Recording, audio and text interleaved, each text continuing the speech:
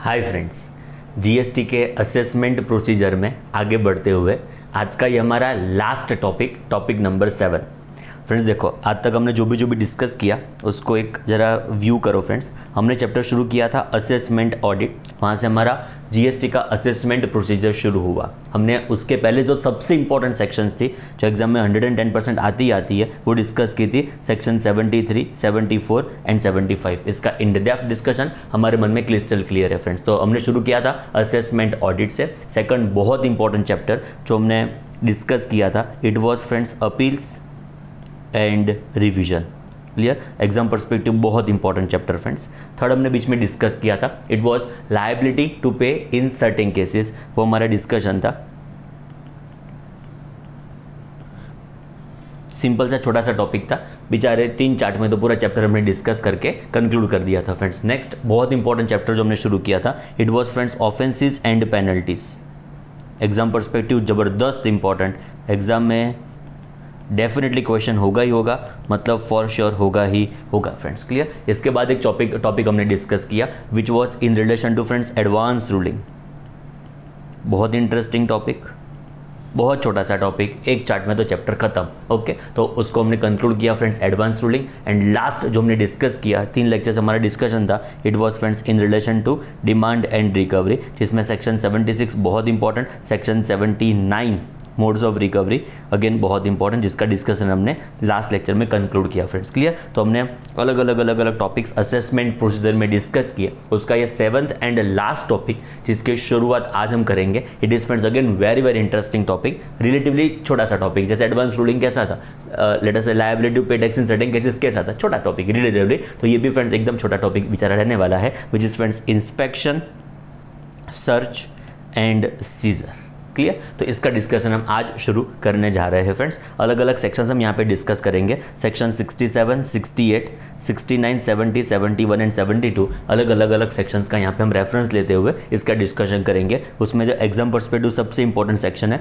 वो है friends power of inspection, search and scissor. बाकी इंपॉर्टेंट ही है, पूछा अरेस्ट में से पूछा था फ्रेंड्स रिसेंटली, तो सब इंपॉर्टेंट ही है, बट कंसेप्चुअल जो इंपॉर्टेंट है वो मैं आपको बताऊँ, इट इज सेक्शन 67। हम चैप्टर शुरू करें उसके पहले मुझे फ्रेंड्स एक बहुत इंपॉर्टेंट बात आपको बतानी है। असेसमेंट ऑडिट चैप्टर का हमारा छोटा सा चार्ट था, जिस चार्ट के ऊपर जिस चार्ट के बेसिस के ऊपर पूरा चैप्टर हमने डिस्कस किया फ्रेंड्स। याद करो वो चार्ट कौन सा था, याद करो, liability of registration, obtained, not obtained, if not obtained, assessment of unregistered person। याद आ रहा है, liability of registration if not obtained, assessment of unregistered person, if obtained तो liability of GST, aware, not aware, if not aware, provisional assessment। याद आ रहा है friends, if aware तो return, furnished, not furnished, if not furnished, assessment of non filers of return, if furnished तो in this scenario department कर सकते हैं आपकी स्क्रूटिनी में आपके रिटर्न में कोई भी डिफेक्ट आपको आइडेंटिफाई करके इंटीमेट करेगा, तो उसका आपने रेक्टिफिकेशन कर दिया, उसका प्रॉपर एक्सप्रेशन आपने प्रोवाइड कर दिया, तो याद करो it was no further action. But जो आपने उसका प्रॉपर जस्टिस नहीं दिया और प्रॉपर एक्सप्रेशन प्रोवाइड नहीं किया, आपने उस डिफेक्ट को रेक्टिफाई नहीं किया, तो याद करो डिपार्टमेंट शुरू करने वाला है proceedings under section 65,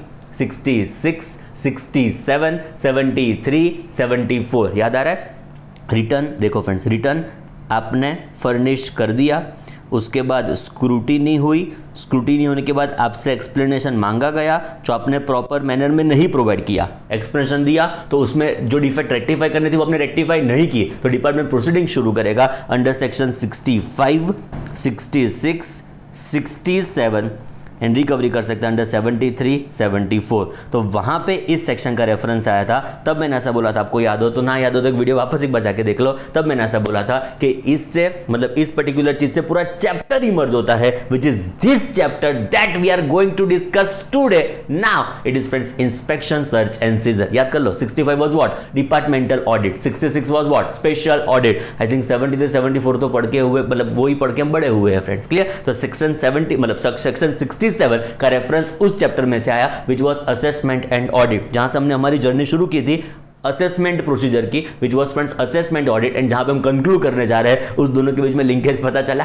getting my point. तो 67 is inspection, search and scissor, पर उसका इमर्जिंग पॉइंट कहां पे, रिटर्न आपने फर्निश किया, डिपार्टमेंट ने उसकी स्क्रूटिनी की, स्क्रूटिनी में आपके डिफेक्ट आपको आइडेंटिफाई करके इंटीमेट की गई, तो आप उसका रेक्टिफिकेशन नहीं करते हो तो डिपार्टमेंट 67 के अंदर आपका प्रोसीडिंग्स इनिशिएट करने वाला है। क्लियर।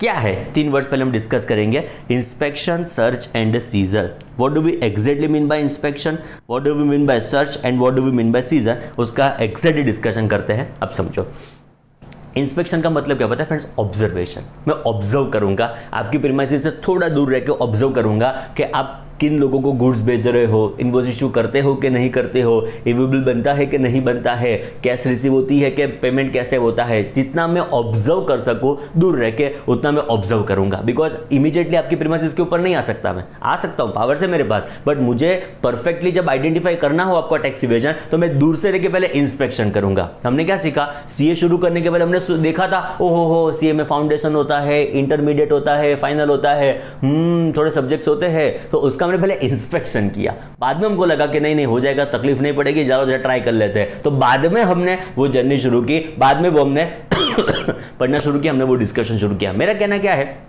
जो भी ऑफिसर होगा वो दूर रह के पहले इंस्पेक्शन करेगा कि आपकी प्रीमाइसेस में क्या क्या हो रहा है, क्या कौन से लोगों को बेचा जाता है, कहां से परचेस किया जाता है, ऐसा इन डिटेल ऑब्जर्वेशन किया जाएगा। बाद में उनके पास एविडेंस होगा पोजीशन में, बरोबर समझना, प्रोसेस बहुत इंपॉर्टेंट है। बाद में उनके पास होगा एविडेंस पोजीशन में, क्लियर? तो उससे उनको मिल जाएगा प्रूफ कि आपके वहां पे कुछ टैक्स इवेजन हो रहा है। बाद में डिपार्टमेंट आपकी प्रीमाइसेस के ऊपर आएगा, देखो रेड होने जा रही है, डिपार्टमेंट आपकी प्रीमाइसेस के ऊपर आएगा, बाद में ढूंढेगा गुड्स कहां पे है, पैसे कहां पे है, ये आपके अकाउंट्स कहां पे, तो ये सर्च कर रहा है। देखो ढूंढना तो पड़ेगा ना मेरे चार्टर्ड अकाउंटेंट, तो ये सर्च कर, मिल गया, ला उसको सीज करो।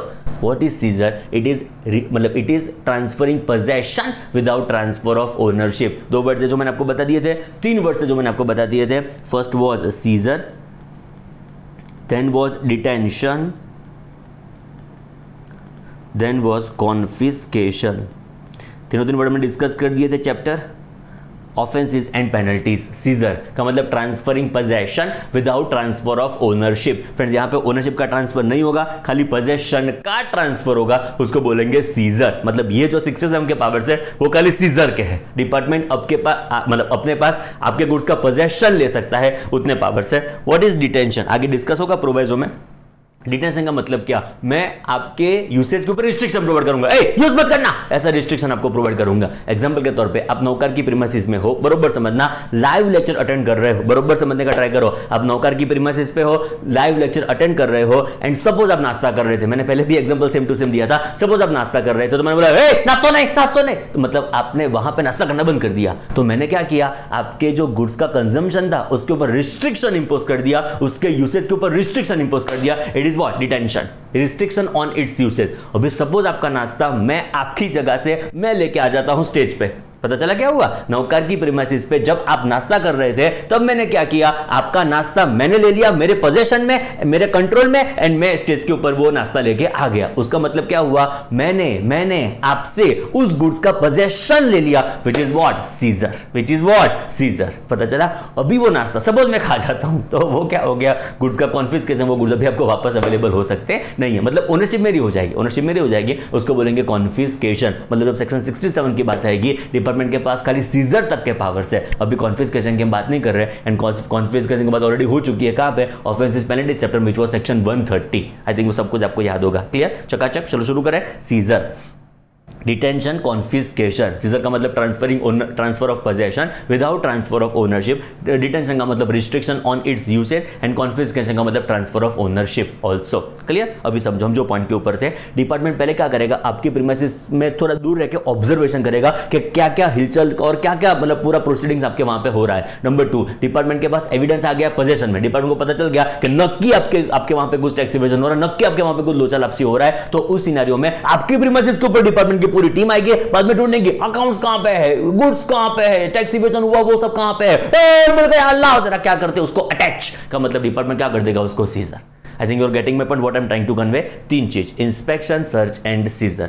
ऑब्जर्वेशन, बाद में आके सर्च करूंगा आपकी प्रीमाइसेस में कहां पे चीज है उसको सर्च करूंगा, बाद में उसको अटैच कर लूंगा, वो गुड्स मेरे पोजीशन में ले लूंगा, वो डॉक्यूमेंट्स, वो बुक्स ऑफ अकाउंट्स मेरे पोजीशन में ले लूंगा, उसको क्या बोलेंगे, सीजर। क्लियर, सबसे इंपॉर्टेंट सेक्शन इज सेक्शन 67, जिसको हम भी डिस्कशन करना शुरू करते हैं। फ्रेंड्स देखो, फर्स्ट बहुत इंपॉर्टेंट है, पहले 2 सब सेक्शन आहा फिदा हो जाओगे, इतनी जोरदार है, आओ जरा पढ़ते हैं। फ्रेंड्स इसको थोड़ी हम पैटर्न यहाँ पे चेंज करते हैं पढ़ने की, मतलब यही पैटर्न है हमारी, बरसों से यही पैटर्न फॉलो करते हैं। इस चीज़ को हम पढ़ते एक्सप्लेनेशन अराइव करेंगे। थोड़ा एक्सप्लेनेशन पहले प्रोवाइड करूंगा, बाद में इमीडिएटली उसको पढ़ेंगे, बिकॉज सेक्शन अब देखो ना स्लाइट लेंथी है, तो क्या पूरा एक्सप्लेनेशन पहले हा अभी चलती रही है, यहाँ पे सेक्शन खत्म हुई, मतलब 4 पेज भर के तो बेचारी सेक्शन है, मतलब एक साथ एक्सप्लेनेशन प्रोवाइड कर दूंगा, बाद में एक साथ पढ़ूंगा ना, तो कनेक्टिविटी, मुझे ऐसा फील हुआ है, मुझे ऐसा एक्सपीरियंस हुआ है कि स्टूडेंट की कनेक्टिविटी थोड़ी टूट जाती है, थोड़ी तकलीफ उनको पड़ती है। पूरा एक्सप्लेनेशन प्रोवाइड कर दूं, बाद में पूरा डिस्कशन मतलब रीडिंग में करूं, तो थोड़ा बहुत तकलीफ होती है स्टूडेंट्स को। सो वो एक्सपीरियंस से मैंने ऐसा सीखा है कि एक्सप्लेन करता जाऊं पढ़ता जाऊं, एक्सप्लेन करता जाऊं पढ़ता जाऊं, तो वो रीडिंग बहुत इजी रहेगा। हर एक बार हम क्या करते हैं, पूरे सेक्शन को एक्सप्लेन करता है तो बाद में उसका रीडिंग करते हैं, बिकॉज इतनी लेंथी लगभग कोई सेक्शन नहीं बनी है फ्रेंड्स, ठीक है। तो यहाँ पे थोड़ा डिफरेंट अप्रोच हम फॉलो करेंगे, तो ये आपसे ही मैंने सीखा हुआ है, सब चिंता ना करो फ्रेंड्स। चलो शुरू करते हैं। वेयर प्रॉपर ऑफिसर, हमको पता है फ्रेंड्स प्रॉपर ऑफिसर तो बहुत हायरार्की में बहुत लंबे लिस्ट में अवेलेबल है, पहले मतलब ये होगा बाद में वो होगा, पूरा लिस्ट हमारे पास अवेलेबल है, जो उसको हमने डिस्कस भी कर दिया था अपील्स एंड डिवीजन चैप्टर में फ्रेंड्स, क्लियर। बट यहाँ पे लिखा है not below the rank of joint commissioner. Actually joint commissioner तो होना ही चाहिए, मतलब जेसी जितना तो ऑफिसर होना ही चाहिए। ओके, बहुत इंपॉर्टेंट वर्ड्स है, has what, reason to believe का मतलब उनके पास क्या है पता है, एविडेंस है पोजीशन में। आप इनकम टैक्स थोड़ा याद करो, उसमें असेसमेंट प्रोसीजर में सेक्शन आती है 147, थोड़ा सारे आपको याद हो तो, it is income escaping assessment. 147 is income escaping assessment, wonderful beautiful section है। मैं क्या कह रहा हूं, वहां पे भी एक वर्ड आता है reason to believe. Reason to believe का मतलब क्या, मेरे पास कुछ पोजेशन में एविडेंस होना चाहिए, मेरे पास कोई विटनेस होना चाहिए। सिंपल वर्ड में मेरी इच्छा हुई शुरू कर दूं इंस्पेक्शन सर्च एंड सीजर, ना, ऐसा ना चले। मैं रिपीट करता हूं, मेरी इच्छा हुई ना आपके वहां पे मैं फ्री बैठा था, चलो आओ जरा कुछ करते हैं, लॉकडाउन चल रहा है, क्या करूं, इंस्पेक्शन शुरू कर देता हूं, आंसर इज ना। ऐसा डिपार्टमेंट आपको हेरेस नहीं कर सकता, अननेसेसरी आपको तकलीफ प्रोवाइड नहीं कर सकता, आपको पेन नहीं, मतलब आपको पेन नहीं दे सकता। मेरा कहना क्या है, उनके पास कोई ना कोई, डिपार्टमेंट के पास कोई ना कोई एविडेंस पोजीशन में होना चाहिए, उनके पास कोई ना कोई विटनेस, कोई ना कोई मैटर तो उनके पास अवेलेबल होनी ही चाहिए। उसके बेसिस के ऊपर ही वो क्या कर पाएंगे, आपका सेक्शन 67 का proceeding which is inspection search and scissor, तो उनके पास कोई एविडेंस नहीं है तो आप भूल जाओ, ये प्रोसीडिंग्स आपके वहां पे नहीं हो सकती। बोलो क्लियर, डन। तो फर्स्ट पॉइंट, जॉइंट कमिश्नर के पास कुछ रीजन टू बिलीव है। क्या रीजन टू बिलीव उनके पास अवेलेबल है, आओ जरा चेक करते हैं। उनके पास पोजीशन में है एविडेंस। क्या एविडेंस पोजीशन में है, अ टैक्सेबल पर्सन। ओके, ऐसा कुछ पोजीशन में है एंड उनके पास ऐसा कुछ पोजीशन में है, तो क्या होगा, तो ये होगा। पैटर्न पता चली कैसे स्ट्रक्चर हुआ हमारा 67 सबसेक्शन में पता चला, मगर में ये तो अंडरस्टैंडिंग हमको बिल्ड करनी है friends over period of time. अब जरा चेक करते हैं सेक्शन 67 सबसेक्शन 1, जेसी के पास क्या है, रीजन टू बिलीव। क्या reason to believe, number A, a taxable person has, what taxable person has done, number 1, suppressed any transaction relating to supply of goods or services or both or stock of goods in hands। Simple words में, supply का कोई भी transaction उसने suppress किया है। 5 transaction हुए थे, 4 दिखाए, 4 हुए थे, 2 दिखाए, 1 हुआ था दिखाया ही नहीं, मतलब ट्रांजैक्शन को सप्रेस कर दिया, जो होना चाहिए था ऐसा अकॉर्डिंगली डिस्क्लोजर नहीं हुआ है। और stock of goods in hand, stock को सप्रेस किया। जितना स्टॉक को सप्रेस करेंगे, जितना बुक्स में अपने स्टॉक लिया ही नहीं, तो वो बार आप सेल कर सकते हो विदाउट जीएसटी, तो ये तो जीएसटी का टैक्स इवेजन डायरेक्टली हो जाएगा। तो डिपार्टमेंट के पास पोजीशन है, ऐसा कोई एविडेंस उनके पास, ऐसा कोई विटनेस उनके पास अवेलेबल है कि आपने क्या किया है, कोई भी सप्लाई के ट्रांजैक्शन को सप्रेस किया है, आपके पास जो भी स्टॉक है उसको सप्रेस किया है। आई थिंक आपको पता ही है लोग ऐसा क्यों करेंगे, to avoid to evade the particular GST. Next check करो, has claimed ITC in excess of his entitlement under this act. ITC आपकी बनती थी 5 रुपए की, आपने क्लेम कर दी 50,000।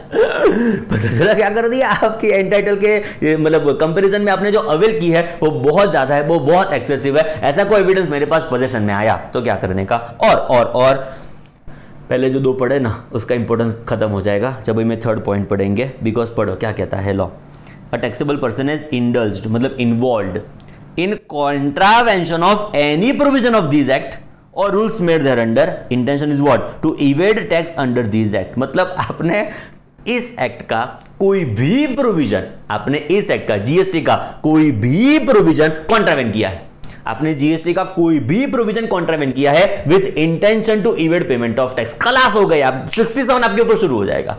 ए मेरे चैप्टर अकाउंटेंट नौ का राइट, पता चल रहा है जो मैं कहना चाहता हूं, एकदम बरोबर समझने का ट्राई करो। वापस एक बार first point 67 subsection 1, joint commissioner के पास पोजेशन में है इंफॉर्मेशन, उनके पास रीजन टू बिलीव है कि आपने क्या किया है। टैक्सेबल पर्सन ने क्या किया है? टैक्सेबल पर्सन ने किया है तीन चीज में से कोई भी एक चीज। नंबर वन, ट्रांजैक्शन को सप्रेस किया है। कौन सा ट्रांजैक्शन? बैंक का ट्रांजैक्शन? अरे ना, सप्लाई के ट्रांजैक्शन को सप्रेस किया है। पॉइंट नंबर टू, मतलब फर्स्ट पॉइंट में स्टॉक को सप्रेस किया है। नंबर टू, आपने बहुत इंपॉर्टेंटली जो आपका आईटीसी एंटाइटलमेंट था उससे आपने एक्सेस आईटीसी क्लेम की है। एंड थर्ड पॉइंट ने तो पहले दो पॉइंट का सत्यानाश कर दिया।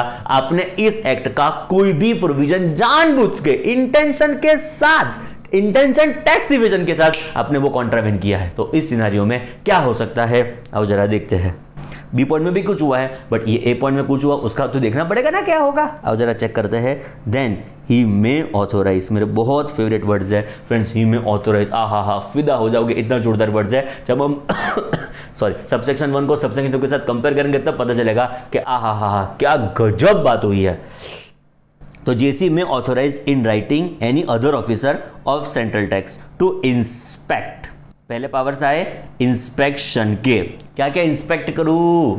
इंस्पेक्शन करना है any place of business of taxable person और persons engaged in business of transporting goods और ओनर और ऑपरेटर ऑफ वेयरहाउस और गोडाउन और एनी अदर प्लेस। फिर जब इतना समझो, inspect place of business of taxable person, ये और वाले जो दो पॉइंट है ना वो बी पॉइंट से कवर होंगे। अब इतना समझो सिंपल वर्ड्स में कि जेसी को ऐसा लगा, जॉइंट कमिश्नर को ऐसा लगा कि कोई टैक्सेबल पर्सन ने तीन चीज में से कोई चीज की है। नंबर वन, उसने सप्लाई के ट्रांजैक्शन को सप्रेस किया है, उसने स्टॉक को सप्रेस किया है, आईटीसी एंटाइटलमेंट से ज्यादा क्लेम कर दी है, उसने इस एक्ट का कोई भी प्रोविजन कॉन्ट्रावेंट किया है। तो डिपार्टमेंट का joint commissioner other officer of central tax को पावर देगा टू इंस्पेक्ट। रिपीट करता हूं, हमारा जो मतलब जॉइंट कमिश्नर है वो अदर सेंट्रल टैक्स ऑफिसर को पावर देगा टू इंस्पेक्ट। क्या इंस्पेक्शन करे? Business premises of the particular taxable person. I think पता चला, एकदम क्लिस्टर क्लियर। चलो बी पॉइंट। ए पॉइंट के ऊपर फ्रेंड्स है ना, टैक्सेबल पर्सन के ऊपर फोकस किया।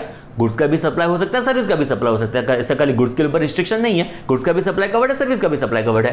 फ्रेंड्स बी पॉइंट में दो लोगों के ऊपर फोकस किया। ए पॉइंट में टैक्सेबल पर्सन के ऊपर फोकस किया, बी पॉइंट में फ्रेंड्स ट्रांसपोर्टर के ऊपर फोकस किया, बी पॉइंट में ओनर ऑफ वेयरहाउस के ऊपर फोकस किया। मैं रिपीट करता हूं, ए पॉइंट टैक्सेबल पर्सन के ऊपर फोकस किया, बी पॉइंट ट्रांसपोर्टर और वेयरहाउस ओनर के ऊपर फोकस किया। अब जरा चेक करते हैं बी पॉइंट। रिपीट करता हूं हेडिंग के साथ, where proper officer not below the rank of joint commissioner has reason to believe that any person engaged in business of transporting goods, मतलब सिंपल वर्ड्स में ट्रांसपोर्टर ऐसा लिख सकते हैं, that is home friends, transporter और owner और operator of warehouse और godown और any other place is keeping goods which has escaped payment of tax. Simple words में जो ट्रांसपोर्टर है और वेयरहाउस ओनर है वो ऐसी जगह पे गुड्स रखते हैं जिसने ऐसी जगह पे गुड्स रखे हुए हैं जहां जिसने टैक्स का इवेजन है, जिस पर्टिकुलर गुड्स में टैक्स का इवेजन हुआ है, और हैज केप्ट हिज अकाउंट्स और goods in such a manner as is likely to cause evasion of tax payable under this act. Simple words में जो ट्रांसपोर्टर है, ओनर और ऑपरेटर ऑफ वेयरहाउस है, उसने ऐसी जगह पे गुड्स रखे हुए हैं जिस गुड्स ने ऑलरेडी टैक्स इवेजन कर दिया है, और जहां पे उसने गुड्स रखे हैं ना which are likely to evade payment of tax, अभी शायद नहीं हुआ होगा इवेजन ऑफ टैक्स, बट लग रहा है कि उसमें टैक्स का इवेजन होने ही वाला है। बरोबर, वापस एक बार पढ़ रहा हूं, बरोबर समझने का ट्राई करो। Any person engaged in business of transporting goods, मतलब सिंपल वर्ड्स में ट्रांसपोर्टर फ्रेंड्स, और ओनर और ऑपरेटर ऑफ वेयरहाउस और गोडाउन और any other place is keeping goods, ऐसी जगह पे गुड्स वो रख रहा है विच has escaped payment of tax, मतलब उसने गुड्स को जगह पे स्टोर किए हैं जिसने टैक्स का इवेजन कर दिया है। दो टाइप के गुड्स है, एक ने टैक्स का इवेजन कर दिया है, ऐसे गुड्स का स्टोरेज किसने किया है? ट्रांसपोर्टर ने किया है। ऐसे गुड्स का स्टोरेज किसने किया है? ओनर और ऑपरेटर ऑफ वेयरहाउस ने किया है। और उन्होंने ऐसी कोई जगह पे गुड्स रखे हुए हैं जो गुड्स ने क्या किया है? टैक्स का इवेजन अभी नहीं किया, बट वो ऐसी जगह पे रखे हुए हैं जिससे लाइकली है कि वो टैक्स का इवेजन करेंगे। दो टाइप के गुड्स हो गए, समझे आप? एक जो टैक्स का विजन करके बैठे हैं, ऐसे गुड्स जो टैक्स का विजन मतलब जिसमें टैक्स का विजन हो गया है। नंबर 2 ऐसे गुड्स है जो अभी टैक्स का विजन करके नहीं बैठे, जिसमें टैक्स का विजन होने वाला है। दोनों के दोनों टाइप के गुड्स किसके पास है, कौन उसको स्टोर करके बैठा है, स्टोर करके बैठा है ट्रांसपोर्टर, स्टोर करके बैठा है वेयर हाउस ओनर। क्लियर, मैं लास्ट टाइम पढ़ लेता हूं। Any person engaged in business of transporting goods और ओनर और ऑपरेटर ऑफ वेयर हाउस और गोडाउन और एनी अदर प्लेस, यहां से खत्म होना चाहिए। नेक्स्ट लाइन में समझो, is keeping goods which has escaped payment of tax, वो गुड्स अपने पास रखते हैं विच has escaped payment of tax और हैज केप्ट अकाउंट्स और goods in such a manner as is likely to cause evasion of मतलब evasion of tax payable under this act. तो क्या होगा, तो बाद में डिस्कशन करते हैं, बट अभी वापस एक बार कंक्लूजन करते हैं। चलो, जेसी के पास रीजन टू बिलीव है। क्या रीजन टू बिलीव है कि दो चीज हुई है। नंबर वन, टैक्सेबल पर्सन ने तीन चीज में से कोई एक चीज की है। नंबर वन, उसने ट्रांजैक्शन की वैल्यू को सप्रेस किया है और ट्रांजैक्शन को सप्रेस किया है। नंबर टू, स्टॉक को सप्रेस किया है, आईटीसी एंटरटेनमेंट से ज्यादा क्लेम किया है एंड उसने कोई भी प्रोविजन का कॉन्ट्रावेंशन किया है which is under this act, मतलब कोई भी प्रोविजन जो इस एक्ट में है उसने उसका कॉन्ट्रावेंशन किया है। तो क्या होगा, एक मिनट में देखते हैं। नंबर टू, ट्रांसपोर्टर के वेयरहाउस ऑफ दी मतलब जो भी वेयरहाउस का मतलब वेयरहाउस ओनर जो भी होगा उसने गुड्स रखे हुए हैं जो गुड्स ने टैक्स का इवेजन कर दिया है, और बुक्स और गुड्स ऐसी जगह पे रखे हुए हैं जो गुड्स में इवेजन होना लाइकली है। पता चला, तो क्या होगा, ऐसा पोजेशन, ऐसा इंफॉर्मेशन, ऐसा एविडेंस किसके पास है, हमारे जेसी के पास है। तो क्या होगा, तो अभी बरोबर पढ़ना last time. He may authorize in writing, ये मेरे बहुत फेवरेट वर्ड्स है, अब ध्यान रखना। He may authorize in writing any other officer of central tax to inspect what? Any place of business of taxable person। वो taxable person के place of business को इंस्पेक्ट कर सकता है। अभी सर्च एंड सीजर की बात नहीं आई है, वो क्या कर सकता है, इंस्पेक्ट। नंबर टू, और person engaged in business of transporting goods, मतलब वो बिजनेस प्रीमाइसेस ऑफ ट्रांसपोर्टर भी इंस्पेक्ट कर सकता है। और ओनर और ऑपरेटर ऑफ वेयरहाउस और गोडाउन, मतलब जो भी वेयरहाउस का ओनर होगा, जो भी गोडाउन का ओनर होगा, उसके बिजनेस प्रीमाइसेस को इंस्पेक्ट कर सकता है। और लास्ट पॉइंट आएगा एनी अदर प्लेस का, मतलब वो कोई अदर प्लेस भी होगा वो भी इंस्पेक्ट कर सकता है। फ्रेंड्स, अदर प्लेस का मतलब यहां पे क्या समझने का, क्या आपके घर पे आ सकते हैं। प्रॉपर ऑफिसर को पता चला कि आपने कोई भी प्रोविजन जीएसटी का कॉन्ट्रावेंट किया है with intent to evade payment of tax, तो क्या डिपार्टमेंट टैक्सेबल पर्सन के घर पे आके इंस्पेक्शन कर सकता है। क्या ख्याल है आपका फ्रेंड्स, देखो डिपार्टमेंट क्या क्या इंस्पेक्ट कर सकता है, inspect any place of business, business premises किन लोगों का, टैक्सेबल पर्सन का, ट्रांसपोर्टर का, वेयरहाउस ओनर का, और क्या इंस्पेक्ट कर सकता है, any place, any other place, कोई अदर प्लेस भी वो इंस्पेक्ट कर सकता है। मतलब घर पे क्या, आपके ससुराल पे भी जा सकते हैं, घर पे क्या, आपके ससुराल के ससुराल पे भी जा सकते हैं। इन शॉर्ट सिंपल वर्ड्स में कोई अदर प्लेस भी वो इंस्पेक्ट कर सकता है। आई थिंक पता चला जो मैं कन्वे करना चाहता हूं फ्रेंड्स, वो क्लियर। चलो नेक्स्ट आएगा नंबर 2। सबसेक्शन 1 किसके बारे में था, it was all about inspection. आगे हम बढ़े नहीं है, खाली इसने किसकी बात की फ्रेंड्स, इंस्पेक्शन तक की बात की। आगे कोई डिस्कशन अभी हमने इसके ऊपर किया नहीं है। इंस्पेक्शन के बाद आएगा फ्रेंड्स यहाँ पे search and scissor. Search and scissor generally दोनों साथ में आएंगे, बिकॉज इंस्पेक्शन के बाद जब आपके प्रीमाइसेस के ऊपर डिपार्टमेंट आएगा, रेड करेगा, तो पहले ढूंढेगा सर्च मिल गया, सीजर। बोलो क्लियर। तो सर्च एंड सीजर दोनों साथ में होगा, पहले ढूंढो बाद में उसको सीज करो, आप ले लो उसका पोजेशन। अभी चेक करो, बहुत ब्यूटीफुल वर्ड्स है। फर्स्ट पैराग्राफ गजब गजब important. Where proper officer not below the rank of joint commissioner, मतलब जेसी तो एटलीस्ट होगा ही होगा। Either pursuant to inspection carried out under 67 subsection 1, मतलब इंस्पेक्शन हुआ था उसके कॉन्सिक्वेंसेस में, और अदरवाइज इंस्पेक्शन नहीं हुआ था तो भी चलेगा। मतलब सर्च एंड सीजर होने के लिए मेरा क्वेश्चन आपको है, क्या इंस्पेक्शन मैंडेटरी है? चलो चार्टर्ड अकाउंटेंट मेरे आंसर दो। सर्च एंड सीजर होने के लिए क्या इंस्पेक्शन होना मैंडेटरी है? एब्सोल्युटली ना, बिकॉज सबसेक्शन 2 चेक करो क्या कहता है, either in pursuant of inspection under 67 subsection 1 और अदरवाइज का मतलब अदरवाइज भी डिपार्टमेंट सबसेक्शन 2 में पावर्स एग्जीक्यूट कर सकता है। क्या होगा? अगेन बहुत important words, as reason to believe, उनके पास कुछ एविडेंस है, पोजेशन में उनके पास कोई विटनेस है उनके पास, that goods liable to confiscation, ऐसे गुड्स है जो लायबल है for the purpose of confiscation, और एनी डॉक्यूमेंट और बुक्स और things which in his opinion shall be useful for और relevant to any proceedings, proceedings के लिए वो बुक्स, वो थिंग, वो लेटर से डॉक्यूमेंट्स, वो प्रोसीडिंग्स के लिए इंपॉर्टेंट है अंडर दिस एक्ट, तो वो गुड्स, वो बुक्स, वो थिंग्स क्या किए गए हैं, are secreted in any place, उसको छुपा दिए गए हैं। Getting my point? वो गुड्स, वो थिंग्स, वो बुक्स छुपा दिए गए हैं, तो क्या होगा? देन ही, आहा मेरे फेवरेट वर्ड्स वापस आए, then he may authorise in writing any other officer of central tax to search and seize.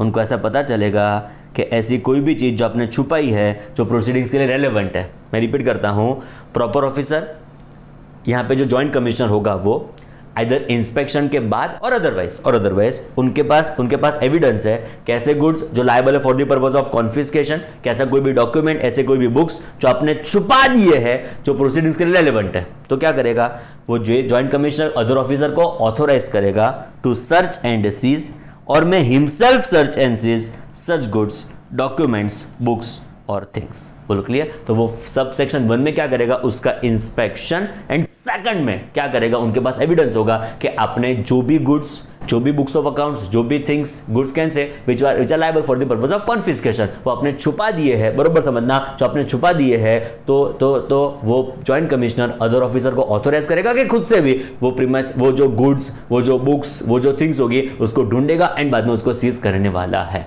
बोलो क्लियर? रेडी? एकदम चकाचक। 2 सबसेक्शन हमने खत्म की। सबसेक्शन 2 के तो प्रोवाइजो भी है हमारे पास। देखो 2 प्रोवाइजो है, प्रोवाइडेड फर्दर दैट, वो डिस्कशन शुरू करें उसके पहले फ्रेंड्स मेरी ऐसी इच्छा है, अब अभी ये वीडियो पॉज करो, सबसेक्शन 2 खुद से एक बार पढ़ लो, सबसेक्शन 2 खुद से एक बार पढ़ लो, बिकॉज मुझे दोनों का कंपेरेटिव एक क्वेश्चन आपको पूछना है, एक क्वेश्चन आपको पूछना है एंड जिसका करेक्ट आंसर आपको देना है। सो अभी वीडियो पॉज करके दोनों के दोनों सबसेक्शन खुद से पढ़ लो, बाद में ये वीडियो आगे देखो फ्रेंड्स। तो फ्रेंड्स आपने प्रॉमिस ब्रेक नहीं की होगी, आपने मेरा ट्रस्ट नहीं तोड़ा होगा, दोनों के दोनों सब सेक्शन खुद से पढ़ी होगी। बरोबर क्वेश्चन को समझना फ्रेंड्स। मेरा क्वेश्चन हमारी इंटेलिजेंट जनता को ऐसा है कि क्या जॉइंट कमिश्नर इंस्पेक्शन कर सकता है? क्या joint commissioner search and scissor कर सकता है? चार्टर्ड अकाउंटेंट्स, इंटेलिजेंट लोग, क्वेश्चन आपके मन में क्लियर? जॉइंट कमिश्नर इंस्पेक्शन कर सकता है, joint commissioner search and scissor कर सकता है। अभी भी आपके मन में थोड़ा डायलेमा हो कि ऐसा हो सकता है कि नहीं हो सकता, वापस एक बार वीडियो पॉज करो, दोनों के दोनों सबसेक्शन 1 सबसेक्शन 2 दोनों वापस एक बार शांति से पढ़ लो एंड इस क्वेश्चन का आंसर पहले खुद से दो। चलो मैं आगे बढ़ता हूं फ्रेंड्स। अभी देखो क्या लिखा है, आंसर दे रहा हूं friends. Where proper officer not less than joint commissioner has reason to believe कि टैक्सेबल पर्सन ने ट्रांजेक्शन को सप्रेस किया ने, एंटाइटलमेंट से एक्सेस आईटीसी क्लेम कर दी ने, कोई भी प्रोविजन को कॉन्ट्रावेंट किया with intent to evade payment of tax. Transporter ने, वेयरहाउस ओनर ने ऐसी जगह पे गुड्स छुपाए, बुक्स छुपाई जिसने टैक्स इवेजन कर दिया है और which are likely to evade payment of tax, तो क्या होगा? He may authorize in writing any other officer of central tax to inspect any place of business of taxable person or transporter or warehouse owner or any other place also. Simple words में friends honestly बताऊं ना तो सब section 1 ने joint commissioner को कोई other officer को inspection करने का पावर दिया है। रिपीट करता हूं, सब सेक्शन 1 ने जॉइंट कमिश्नर को पावर दिया कि कोई अदर ऑफिसर को वो ऑथोराइज कर सकता है to inspect. To my opinion joint commissioner कभी खुद से इंस्पेक्शन नहीं कर सकता। पर सर ये तो कर सकता है, ऐसा नहीं होना चाहिए, बट मुझे बरोबर पूरा सुनो आप। जॉइंट कमिश्नर कभी खुद से इंस्पेक्ट नहीं कर सकता। चलो उसके पहले मैं इसका रीजन एक्सप्लेन करूं, उसके पहले सबसेक्शन 2 पढ़ो। इंस्पेक्शन के बाद और अदरवाइज जॉइंट कमिश्नर को ऐसा लगा कि आपने goods which are liable for confiscation के बुक्स और थिंग्स आपने छुपाए हैं which are relevant for the purpose of proceedings, तो वो क्या करेगा? ही मे ऑथोराइज इन राइटिंग, पढ़ रहे फ्रेंड्स आप ये, he may authorise in writing other officer of central tax to search and seize और मे हिमसेल्फ सर्च और सीज। जब सबसेक्शन 2 की बात आई, स्पेसिफिकली लिखा गया कि वो खुद से भी सर्च एंड सीजर कर सकता है, कोई अदर ऑफिसर को भी ऑथराइज करके सर्च एंड सीजर करवा सकता है। Getting my point what I am trying to convey. Subsection 2 क्या लिखा, वो खुद से भी कर सकता है एस एंड एस, वो सर्च एंड सीजर, वो किसी पर्सन को ऑथोराइज भी कर सकता है, मतलब वो अदर ऑफिसर को ऑथोराइज भी कर सकता है to do what, S and S. But जब बात आई आई की, इंस्पेक्शन की, अब ध्यान से देखो लॉ में क्या लिखा है, इट इज कहां गया, ओ ये रहा, then he may just authorise in writing any other officer to inspect. पता चला। तो बट सर वो ऑथोराइज कर सके तो खुद से तो कर ही सके ना। जब मैं किसी को ऑथोराइज कर सकूं फॉर इंस्पेक्शन तो मैं तो कर ही सकूं ना इंस्पेक्शन। टू माय ओपिनियन ना, मुझे ऐसा लग रहा है, माय पर्सनल व्यू, कि लॉ ने क्या सोचा होगा, गवर्नमेंट ने क्या सोचा होगा कि जॉइंट कमिश्नर जितनी अच्छी अथॉरिटी, या टाइम पास मत करो तुम इंस्पेक्शन में यार, तुम्हारा जो टाइम है वो अच्छे प्रोडक्टिव चीज में जाना चाहिए। तुम ये इंस्पेक्शन करके टाइम पास मत करो, करवाना इंस्पेक्शन, लग रहा है तुमको इंस्पेक्शन करने जैसा है, चलो अदर ऑफिसर को ऑथोराइज करके उनको भेज दो, वो करके आएंगे इंस्पेक्शन, रिपोर्ट तुमको सबमिट करेंगे। As a JC, I must not involve myself in inspection. I must authorize other officer to inspect. Getting my point? What I'm trying to convey. But search and scissor की बात आएगी, मतलब वहां पे जो tax evasion है उसको मैं आइडेंटिफाई करने का ट्राई करता हूँ, गुड्स मेरे पास आने वाले हैं, तो डिपार्टमेंट ने क्या बोला, गवर्नमेंट ने क्या बोला, लॉ ने क्या बोला, चल जा वे वांदो नहीं, जैसी तू अभी जाके सर्च एंड सीजर कर सकता है, बट इंस्पेक्शन करने के वाहियात तो नहीं है, बट अब समझो इंस्पेक्शन जैसे टाइम पास प्रोसीडिंग्स के लिए तुम्हारा टाइम वेस्ट मत करो, शांति से इसी कैबिनेट में बैठो, मगज अप्लाई करके आइडेंटिफाई करो टैक्स इवेजन कहां पे हुआ है, इंस्पेक्शन में तुम्हारा टाइम वेस्ट मत करो। बोलो क्लियर? Getting my point? कभी कभी हमने क्राइम पेट्रोल में देखा होगा कि कोई सस्पेक्ट हो ना, तो उसका इंस्पेक्शन करने के लिए, उसके ऊपर वॉच रखने के लिए कोई हवलदार को भेज देते हैं। तो क्यों पुलिस कमिश्नर खुद से नहीं वहां पे खड़ा रहता? बिकॉज पुलिस कमिश्नर को पता है कि ये वॉच रखने के लिए मैं मेरा टाइम वेस्ट करूंगा, उससे बेटर तो केस तब तक तो सॉल्व हो जाएगा। पता चला हवलदार होगा तो केस सॉल्व नहीं कर पाएगा, पर हवलदार का काम ही क्या है कि वो इंस्पेक्शन करके रिपोर्ट सबमिट करे कमिश्नर को। I think you are getting my point what I am trying to convey. मतलब जेसी कभी खुद से इंस्पेक्ट नहीं कर सकता, to my opinion, because clear cut law ने लिखा है वो खाली किसी पर्सन को ऑथोराइज ही कर सकता है for the purpose of inspection, he must not involve himself for the purpose of inspection officially. Friends unofficial तो जाके इंस्पेक्शन करेगा तो कोई आइडेंटिफाई ऑब्वियसली नहीं करने वाला, बट थियरिटिकली आप चेक करो, लिटरल इंटरप्रिटेशन चेक करो तो इट इज व्हाट, इंटरप्रिटेशन तो ऐसा निकलता है वो सर्च एंड सीजर खुद से कर सकता है, बिकॉज क्या लिखा है, he may authorise in writing other officer और may himself search and seize, मतलब जब एस एंड एस की बात है कि वो खुद से कर सकता है, बट इंस्पेक्शन में वो खुद से कर सकता नहीं है ऑफिशियली। अनऑफिशियल जाके वहां पे इंस्पेक्शन करेगा तो ऑब्वियसली कोई आइडेंटिफाई कर सकता नहीं है फ्रेंड्स। बट लिटरल इंटरप्रिटेशन जब हम करने के लिए बैठते हैं तब कंक्लूजन तो ऐसा ही निकलता है कि जो भी हमारा जॉइंट कमिश्नर है वो इंस्पेक्शन नहीं कर सकता, बट जब एस एंड एस की बात आएगी वो डेफिनेटली कर सकता है। क्लियर? इसका रेफरेंस आएगा 67 सबसेक्शन 1, इसका रेफरेंस आएगा 67 सबसेक्शन 2। क्लियर? सबसेक्शन 2 ने क्या बोला, जीसी को ऐसा लग रहा है वो खुद से भी एस एंड एस कर सकता है, अदर ऑफिसर को ऑथोराइज करके भी एस एंड एस करवा सकता है, पर जब एस एंड एस की बात आएगी it is search and seize. कोई चीज ऐसी होगी जो मैं सीज नहीं कर सकता। एग्जाम्पल के तौर पे मैं ऑलवेज ऐसा एग्जाम्पल देता हूँ फ्रेंड्स। हुआ क्या, देखो ये मेरा बेडरूम है, बरोबर समझना फ्रेंड्स, ये बेडरूम है, बेडरूम में ये बेड है, बहुत कम जगह है आसपास, बिकॉज बेड मैंने बहुत बड़ा बनवाया है। सोने का बेड है, सोने का, रिपीट करता हूँ बहुत इंपॉर्टेंट, सोने का बेड है, सोने के लिए बेड है, बट सोने का है, मतलब this is golden bed. Normally लोग वुडन से बनाते हैं, बहुत पैसे आ गए तो थोड़ा उसमें वुडन का ही होगा फ्रेंड्स, अच्छा वुड यूज़ करेंगे, वुडन का ही बेड होता है फ्रेंड्स। बट मैंने गोल्डन बेड बनवाया, एकदम प्रीमियम। कितना टन सोना? 50,000 टन सोना यूज़ करके मैंने बेड बनवाया, जबरदस्त एक्स्ट्रा ऑर्डिनरी बेड, खाली गोल्ड, खाली गोल्ड। कल्याण ज्वेलर्स को बोल दिया था ताका तो उतना तो गोल्ड यहाँ पे लगा दो, मतलब 50,000 टन है, मैं को चल बद्दू ले आए। पता चला क्या हुआ, डिपार्टमेंट मेरे घर पे आता है, घर पे आ सकता है, जो मैंने आपको एक्सप्लेन किया घर पे आ सकता है। घर पे आया, पता चला कि पूरा सोना तो बार आया हुआ है, टैक्स एविजन से आया हुआ है। तो फ्रेंड्स अभी डिपार्टमेंट इस बेड को बाहर ले जाना चाहता है। अब समझो फ्रेंड्स, देखो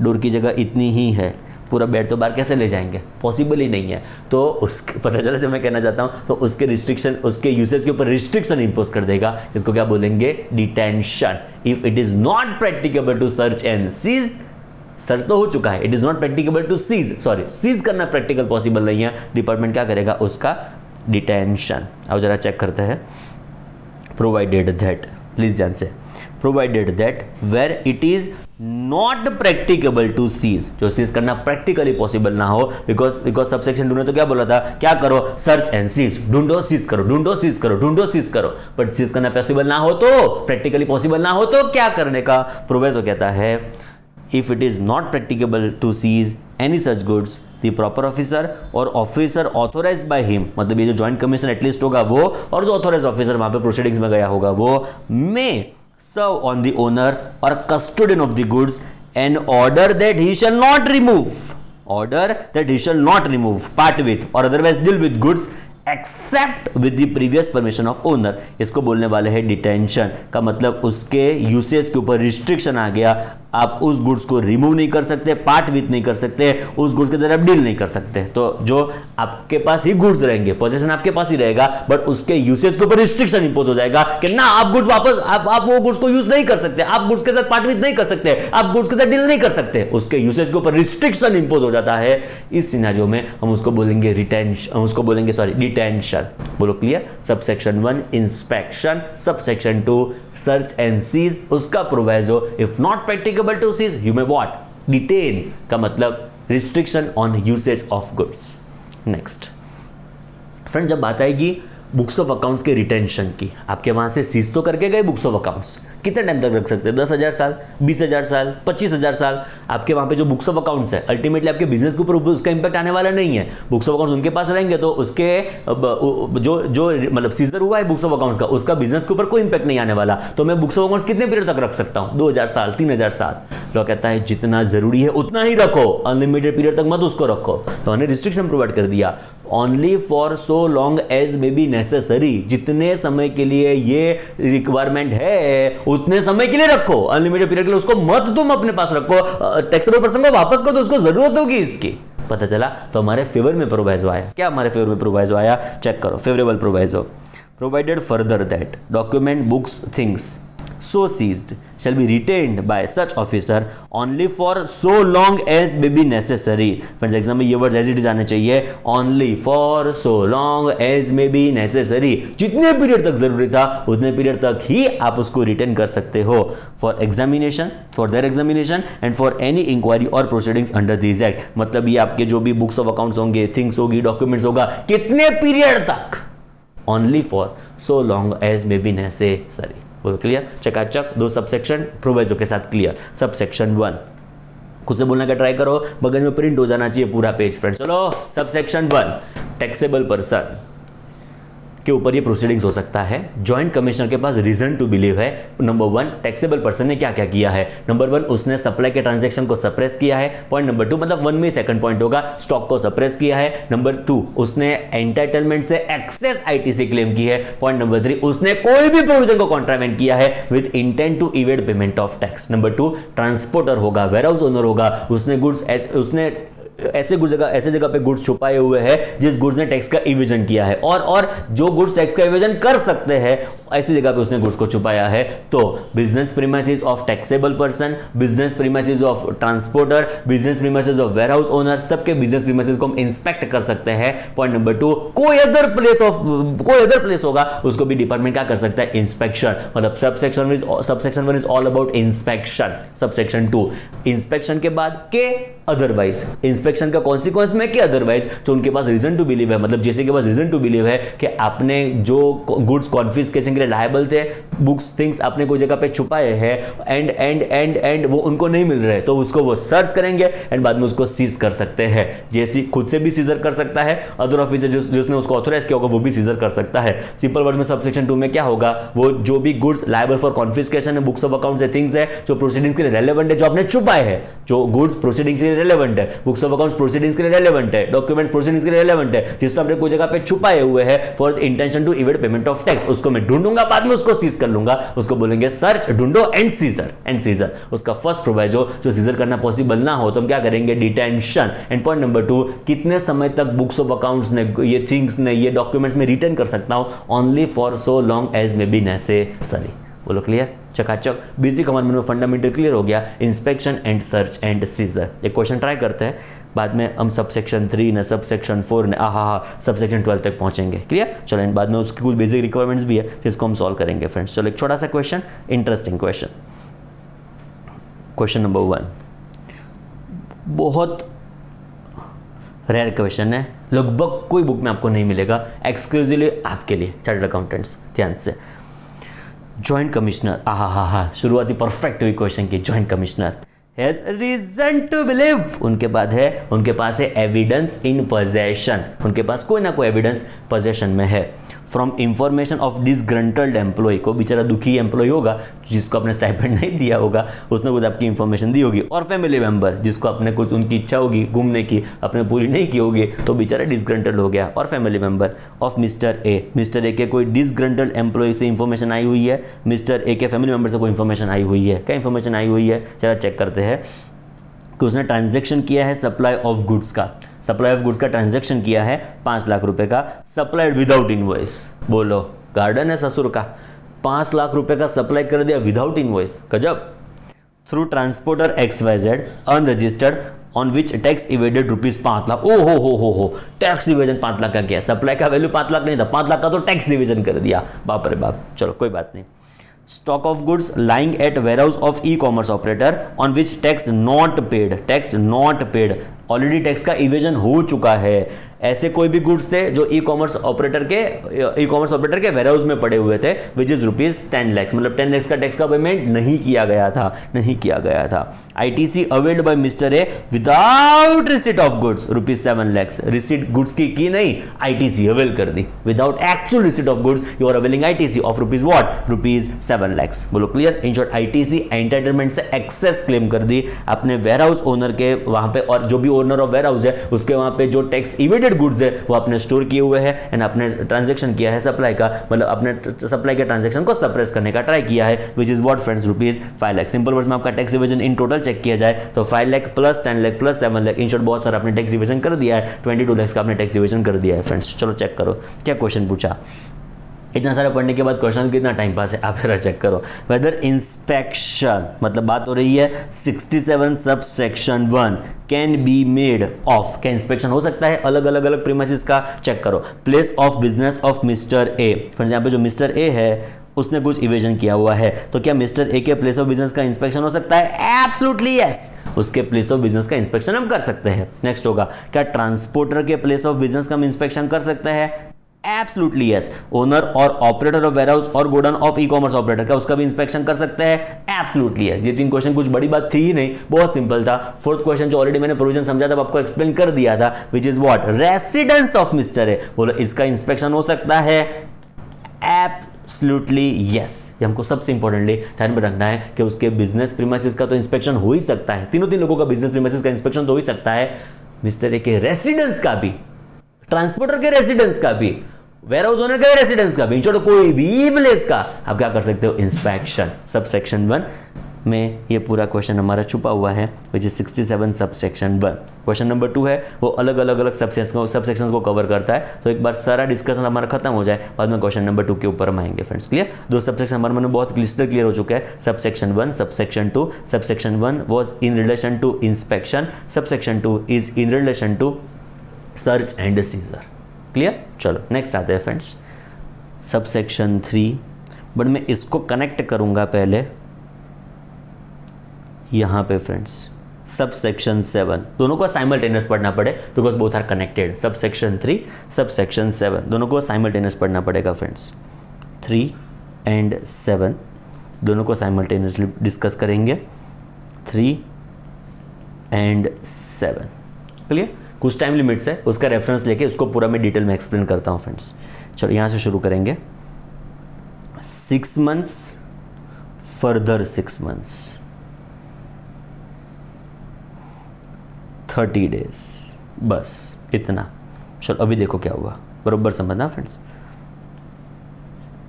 3 एंड 7 दोनों का साइमल्टेनियस डिस्कशन। अभी देखो फ्रेंड्स, जो दिन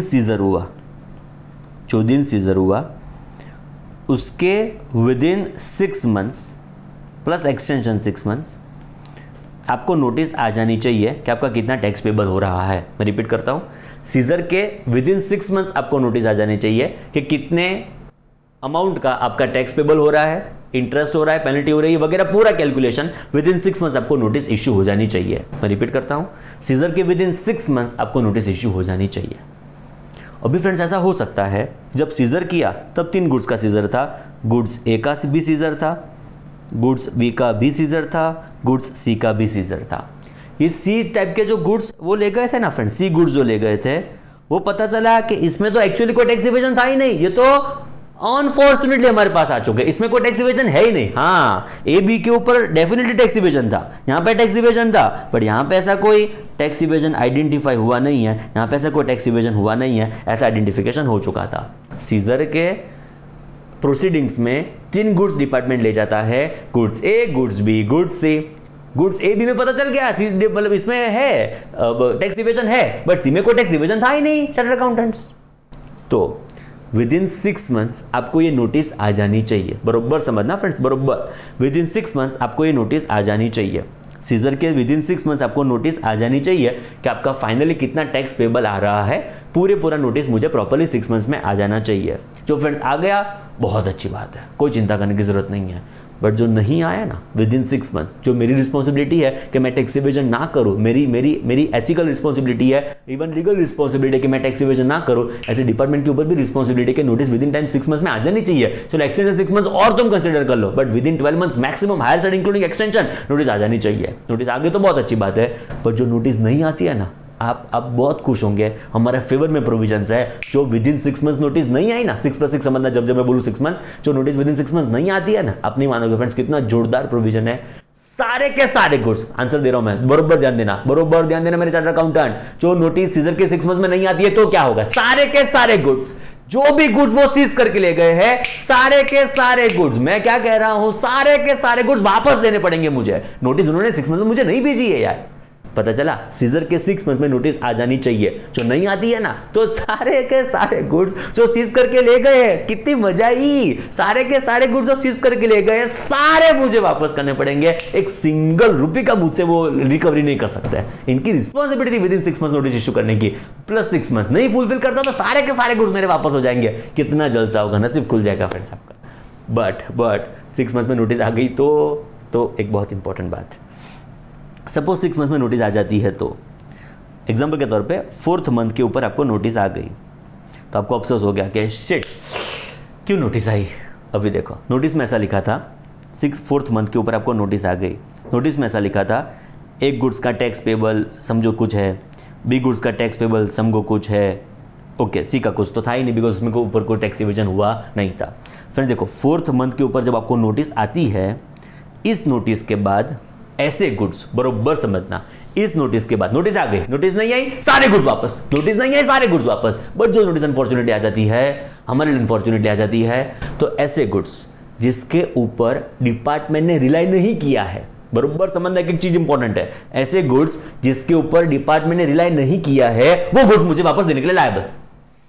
वापस एक बार सर क्या बोल रहे हैं आप, नोटिस जब भी मुझे आती है उसमें चेक करो कौन से गुड्स के ऊपर डिपार्टमेंट ने रिलाई किया, कौन से ऊपर मैंने टैक्स इवेजन किया था, जिसके ऊपर नोटिस मेरा रिलाइड है। मतलब एक गुड्स का कोई टैक्स पेबल होगा, बी गुड्स का कुछ टैक्स पेबल होगा, उसका इंटरेस्ट, उसकी पेनल्टी वगैरह सब कुछ होगा, बट सी गुड्स ऐसे थे जिसको डिपार्टमेंट ने नोटिस की रिलाई नहीं किया, मतलब सी गुड्स ऐसे थे जिसके ऊपर कोई टैक्स इवेजन हुआ नहीं है, वो सी गुड्स मुझे डिपार्टमेंट वापस करेगा with in 30 days from this notice.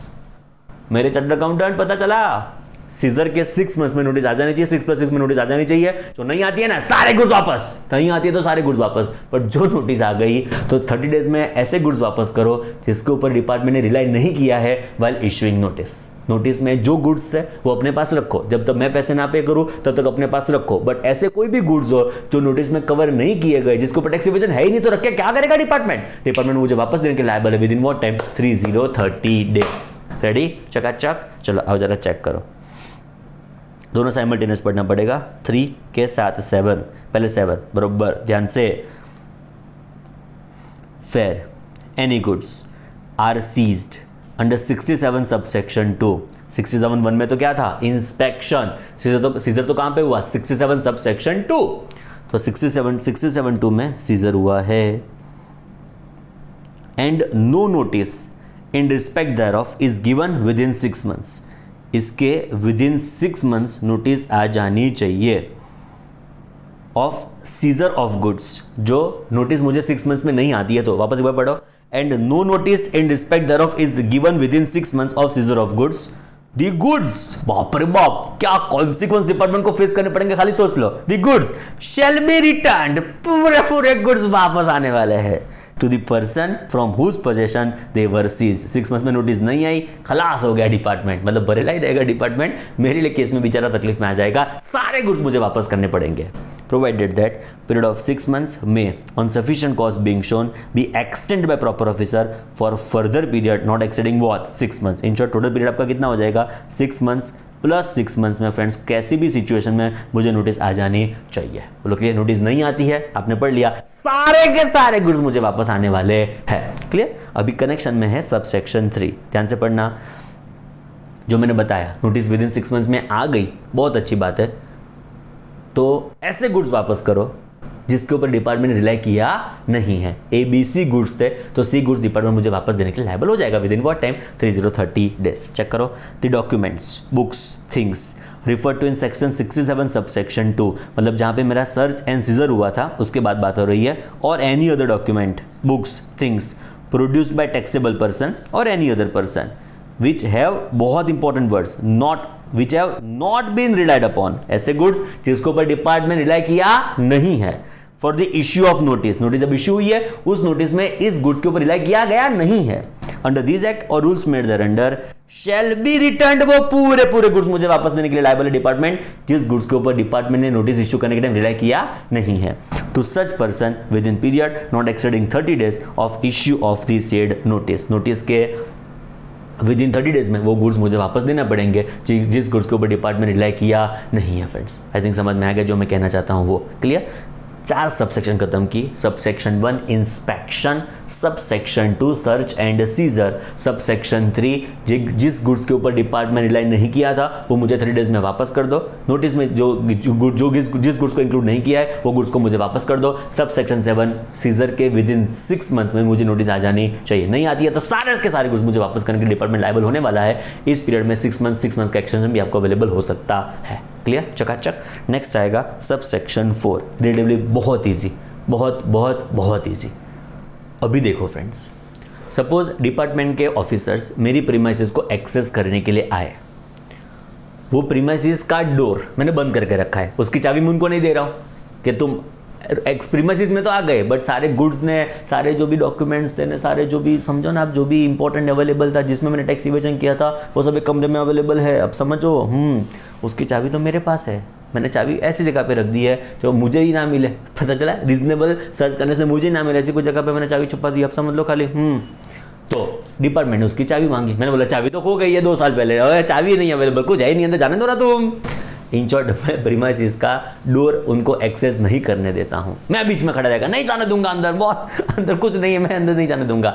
ऐसे कोई प्रीमाइसेस का डोर एक्सेस करने से मैं उनको रोक रहा हूं, तो वो क्या करेंगे, आइदर उस डोर को सील कर देंगे और ब्रेक ओपन करेंगे, साइमल्टेनियस ब्रेक तोड़ेंगे और अंदर प्रीमाइसेस में एंटर हो जाएंगे, ब्रेक ओपन कर देंगे। नंबर 2, मैं कोई अलमारी का मतलब कोई कपबोर्ड होगा जिसका एक्सेस करने से उनको डिनाई कर रहा हूं और उनको एक्सेस करने नहीं दे रहा हूं। कोई बॉक्स, कोई बक्सा होगा जिसको एक्सेस करने से मैं मतलब उनको मना कर रहा हूं। नंबर 3, कोई इलेक्ट्रॉनिक डिवाइस होगा, कोई लेटर से म्यूजिक सिस्टम है जिसमें मैंने बहुत सारा अंदर गुड्स ने वो सब छुपाया, उनका एक्सपेक्टेशन है कि सारा अंदर कुछ हो सकता है, तो उनको स्क्रू ड्राइवर से सब ओपन करना है। मैं ना ये सिस्टम को मैं ओपन नहीं करने दूंगा। जब मैं सीए बना था तब मेरे पापा ने मुझे दिया था, आज तक मैंने उसको कभी ओपन नहीं किया, भले बिगड़ गया था बीच में तो भी ना, नहीं करने दूंगा। कोई रिसेप्टिकल मतलब कोई स्टोरेज करने की जगह से मैं, मतलब जो भी स्टोरेज करने की जगह होगी उसके एक्सेस करने से मैं उनको रोक रहा हूं। सिंपल वर्ड्स में अलमारी, बॉक्स, रिसेप्टिकल और कोई भी इलेक्ट्रॉनिक डिवाइस का एक्सेस करने से मैं उनको रोक रहा हूं, तो उसको भी तोड़ के वो ओपन कर सकते हैं। सिंपल वर्ड्स में कोई भी प्रीमाइसेस का डोर एक्सेस करने से उनको डिनाई कर रहा हूं तो सील और ब्रेक ओपन कर सकते हैं, सील भी कर सकते हैं, ब्रेक ओपन भी कर सकते हैं। एंड बाकी ये सब जो मैंने बाकी बताया आपको कि इलेक्ट्रॉनिक डिवाइस होंगे, बाद में कोई बॉक्स होगा, कोई रिसेप्टिकल होगा, कोई लेटर से अलमारी होगा, तो उसको ब्रेक ओपन भी करके उसका एक्सेस कर सकते हैं। सिंपल वर्ड्स में उनको रोकूंगा तो वो ब्रेक ओपन के सील कर सकते हैं। चेक करो, officer authorised under 67 subsection 2 shall have power to seal और ब्रेक ओपन। प्रीमाइसेस को सील भी कर सकते हैं, ब्रेक ओपन भी कर सकते हैं the door of any premises, कोई भी प्रीमाइसिस का डोर में एक्सेस करने से उनको डिनाई करूँ और अलाउ ना करूँ तो सील करेंगे, ब्रेक ओपन कर देंगे। और टू ब्रेक ओपन, क्या ब्रेक ओपन करेंगे? अलमीरा। दुबई में होंगे ऐसा फील होएगा, बट अलमीरा प्रोनाउंसिएशन में बोला जाता है, उसका जो रियल वर्ड होता है, सॉरी प्रोनाउंसिएशन में स्पेलिंग में बोला जाता है, मैं मिस्टेक, स्पेलिंग में अलमीरा लिखा जाता है, उसका प्रोनाउंसिएशन क्या होता है? इट इज़ अलमारी। पता चला। बट आज के मतलब ऑनेस्टली बताऊं आपसे क्या छुपाने का, जीएसटी आने के बाद मुझे पता चला, ओ हो अलमारी का स्पेलिंग तो अलमीरा होता है। दुबई में होंगे थोड़ा ऐसा फील होगा, थोड़ा अरब फील होगा आपको, अलमीरा अलमीरा ऐसा कुछ फील होगा फ्रेंड्स। चेक करो, अलमीरा electronic device, box, receptacle in any goods accounts register documents of the person are suspected to be concealed. लग रहा है कि इस बॉक्स में, इस रिसेप्टेकल में, इस पर्टिकुलर इलेक्ट्रॉनिक डिवाइस में, इस पर्टिकुलर जगह पे आपके कोई गुड्स है, डॉक्यूमेंट्स है जो कंसील, जो आपने छुपाए हैं, ऐसे चांसेस उनको लग रहे हैं। Where access to such premises अलमीरा इलेक्ट्रॉनिक डिवाइस और रिसेप्टेकल इज डिनाइड। जब उनका एक्सेस आप मना करोगे तब जाके उसको सील ब्रेक भी कर सकते हैं एंड बाद में सील भी कर सकते हैं, ब्रेक ओपन भी कर सकते हैं। क्लियर? सिंपल वर्ड्स में, जो आप कोई भी प्रीमाइसिस का डोर एक्सेस करने से अलाउ नहीं करेंगे तो उसके पास, डिपार्टमेंट के पास पावर्स है, वो सील करके ब्रेक, सील भी कर सकते हैं, ब्रेक ओपन भी कर सकते हैं। पॉइंट नंबर 2, कोई बॉक्स ने, रिसेप्टेकल का मतलब स्टोरेज करने की जगह, बाद में कोई लेटर से इलेक्ट्रॉनिक डिवाइस ने, ऐसा कोई भी चीज होगा जिसके एक्सेस करने से ऊपर आप डिनाई करोगे तो they have power to seal break, मतलब they have power to break open for the purpose of its access. जहां पे उनको लग रहा हो कि ऐसी कोई चीज छुपी हुई हो सकती है तो उनको वो ब्रेक ओपन भी कर सकते हैं। क्लियर? 5 सबसेक्शन हमने खत्म की। चलो शुरू करो। Subsection 1 inspection, subsection 2 search and seizure, subsection 3 is in relation to subsection 7। पहले 3 और 7 साइमल्टेनियस पढ़ना पड़ेगा। 7 कहता है सर्च करने के विदिन 6 मंथ्स आपको नोटिस आ जानी चाहिए, प्लस 6 मंथ्स का एक्सटेंशन भी आ सकता है। जो नोटिस नहीं है तो सारे गुड्स डिपार्टमेंट आपको वापस करने के लिए लायबल होने वाला है। जो नोटिस आ जाती है तो 30 डेज में ऐसे गुड्स वापस करो जिसको आपने रिलाई किया नहीं है। सबसेक्शन 3, सबसेक्शन 7 क्लियर हो गया, 3 7 साइमल्टेनियस हो गया। सबसेक्शन 4 पावर टू सील और ब्रेक ओपन, प्रीमाइसिस का डोर ने, अलमीरा ने, इलेक्ट्रॉनिक डिवाइस ने, रिसेप्टेकल ने, बॉक्स वगैरह। जब आप उसका एक्सेस डिनाई करेंगे तो, एक्सेस डिनाई नहीं करेंगे तो भी उसको तोड़ देंगे, ऐसा नहीं होगा। आप एक्सेस डिनाई करेंगे तो ही उसको सील ब्रेक ओपन कर सकते हैं। नेक्स्ट चेक करो फ्रेंड्स। देखो, मैं 5th पढ़ाते पढ़ाते बहुत खुशी फील करता हूँ। क्यों? बिकॉज आपको कोई भी जेरोक्स फ्री ऑफ कॉस्ट करवानी हो ना, बरोबर समझना, आपको कोई भी जेरोक्स फ्री ऑफ कॉस्ट करवानी हो ना तो उसका एक रास्ता है। जस्ट किडिंग फ्रेंड्स, प्रोविजन के साथ उसका कोई कनेक्शन मत एस्टेब्लिश कर देना लॉन्ग टर्म के लिए, बट एक थोड़ा प्रोविजन को याद रखने के लिए थोड़ी मेथड है मेरी। तो आप जेरोक्स फ्री करवानी हो तो क्या कर सकते हो? तो आपके कोई भी क्लाइंट, अभी तो आप आर्टिकलशिप में होंगे, तो आपके बॉस के कोई भी क्लाइंट के वहाँ पे सर्च एंड सीजर हो रहा हो तो आपको जो भी चीज़ का जेरोक्स करवाना हो ना, बुक्स ऑफ अकाउंट्स के जो भी बुक्स ऑफ अकाउंट्स का जो भी सीजर हुआ हो उसमें धीरे से लेके वो आपको डॉक्यूमेंट अंदर इनकॉर्पोरेट कर देने का, मतलब वो डॉक्यूमेंट वहाँ पे अवेलेबल कर देने का। जैसे ही वो सर्च करके सारा कुछ ले जाएंगे तो फ्रेंड्स आपके पास, मतलब जिसका ये गुड्स गए हुए हैं उनके पास पावर्स है कि जो जो भी डॉक्यूमेंट ले गए, जो जो भी गुड्स ले गए, जो जो भी मेरे पास, मतलब उनके पास मेरे डॉक्यूमेंट्स, बुक्स ऑफ अकाउंट्स वो सब सारे अवेलेबल है, उसमें से मैं उनके एक्सट्रैक्ट भी ले सकता हूँ। पावर्स है मेरे पास, they have to provide me, because मेरे गुड्स है, गुड्स की बात नहीं, सॉरी, मेरे डॉक्यूमेंट्स है, मेरे बुक्स ऑफ अकाउंट्स है, मेरे ये particular documents, books of accounts है, तो हमारे पास पावर्स है कि हम जाके उसमें से उसके एक्सट्रैक्ट्स निकाल सकते हैं, उसके जेरोक्स कॉपी भी कर सकते हैं। पता चला क्या हुआ? वापस एक बार, कोई भी ऐसा डॉक्यूमेंट जो आपके पास जेरोक्स करवाने के लिए पैसे ना हो, एग्जांपल के तौर पे, और आपको जेरोक्स फ्री ऑफ कॉस्ट करवानी हो एग्जांपल के तौर पे, तो क्या करने का? जहाँ पे सीजर हो रहा हो, जहाँ पे सर्च रीड हो रही हो, वहाँ पे धीरे से लेके डॉक्यूमेंट आपको अंदर इनकॉर्पोरेट कर देने का। जस्ट किडिंग फ्रेंड्स, सीरियसली मत लेना कि सर ऐसा तो थोड़ी होता है, खाली ये जरा ऐसा बता रहा हूँ फ्रेंड्स, आप समझो। तो जिस प्रीमाइसिस के ऊपर सर्च एंड सीजर हो रहा हो वहाँ पे धीरे से लेकर डॉक्यूमेंट आपको इनकॉर्पोरेट कर देने का, एंड वो डॉक्यूमेंट जब वो सीज करके ले जाएंगे तो आपके पास पावर्स है कि उसके एक्सट्रैक्ट भी ले सकते हो, उसकी कॉपीज भी आप करवा सकते हो फ्रेंड्स। क्लियर? डन? चलो, तो ये फ्री ऑफ कॉस्ट जेरोक्स होने का प्रोविजन है सबसेक्शन 5। चेक करो, the person from whose custody any document are seized under 67 subsection 2, जहाँ पे क्या होने वाला है? Search and seizure shall be shall be entitled. They have given me powers. Law has given me power. I am entitled. To what? To make copies thereof. उसकी copy करवा सकता हूँ मैं, जेरोक्स करवा सकता हूँ, और take extracts thereof in the presence of authorized officer at such place and time as officer may indicate in this behalf, except मतलब जब भी जो भी ऑफिसर आपको जो टाइम पे बुलाएगा उस टाइम पे जाके उसका आप जेरोक्स करवा सकते हो।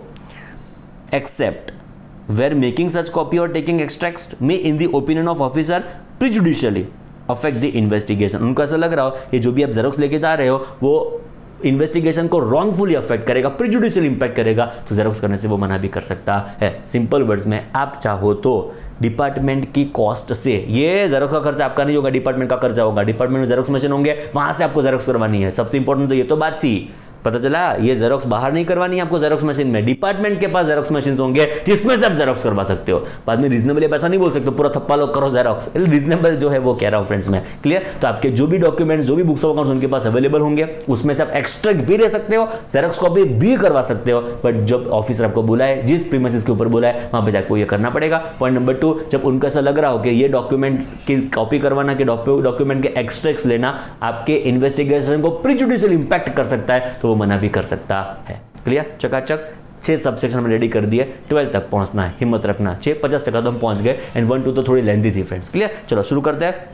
1 2 3 4 5 एंड 7। चलो फर्स्ट इंस्पेक्शन, सेकंड क्या होगा सर्च एंड सीजर। उसके 2 प्रोविजो, सर्च एंड सीज करना पॉसिबल ना हो तो क्या करेंगे, detention and retention of books of accounts documents will only for the period for so long as may be necessary. Subsection 3 का कनेक्शन होगा सबसेक्शन 7 के साथ। सबसेक्शन 7 क्या कहती है, सीजर के विद इन 6 मंथ्स आपको नोटिस आ जानी चाहिए, नहीं आती है सारे गुड्स वापस करने पड़ेंगे, एंड 6 मंथ्स में एक्सटेंशन फर्दर 6 मंथ्स का आपको अवेलेबल हो सकता है। नेक्स्ट आएगा सबसेक्शन 3, जो भी आपको नोटिस आती है उसमें जो भी गुड्स के ऊपर डिपार्टमेंट रिलाई नहीं किया था आपको 3 डेज में वापस कर दिया जाएगा। सबसेक्शन 4, जो आप डोर का एक्सेस करने से उनको मना करेंगे तो वो सील भी कर सकते हैं, ब्रेक ओपन भी कर सकते हैं, और बाकी कोई भी लेटर से अलमीरा के, इलेक्ट्रॉनिक डिवाइस के, बॉक्स के, रिसेप्टेकल को एक्सेस करने से आप डिनाई करेंगे तो वो ब्रेक ओपन भी कर सकते हैं। नेक्स्ट होगा, आप चाहो तो जेरॉक्स कॉपी भी करवा सकते हो, एक्सट्रैक्ट्स भी निकाल सकते हो आपके बुक्स ऑफ अकाउंट जो वो सीज करके ले गए हैं उसमें से।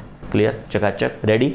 ऐसे कोई भी बुक्स ऑफ अकाउंट जिसकी जेरोक्स कॉपी उनको लग रही है कि प्रोविजंस और प्रोसीडिंग्स को प्रिजुडिशियली इंपैक्ट करेगा तो मना कर देंगे, इसके जेरोक्स आपको अलाउ करने वाले नहीं है। चलाओ जरा चेक करो सबसेक्शन 6 फ्रेंड्स, बहुत इंपॉर्टेंट।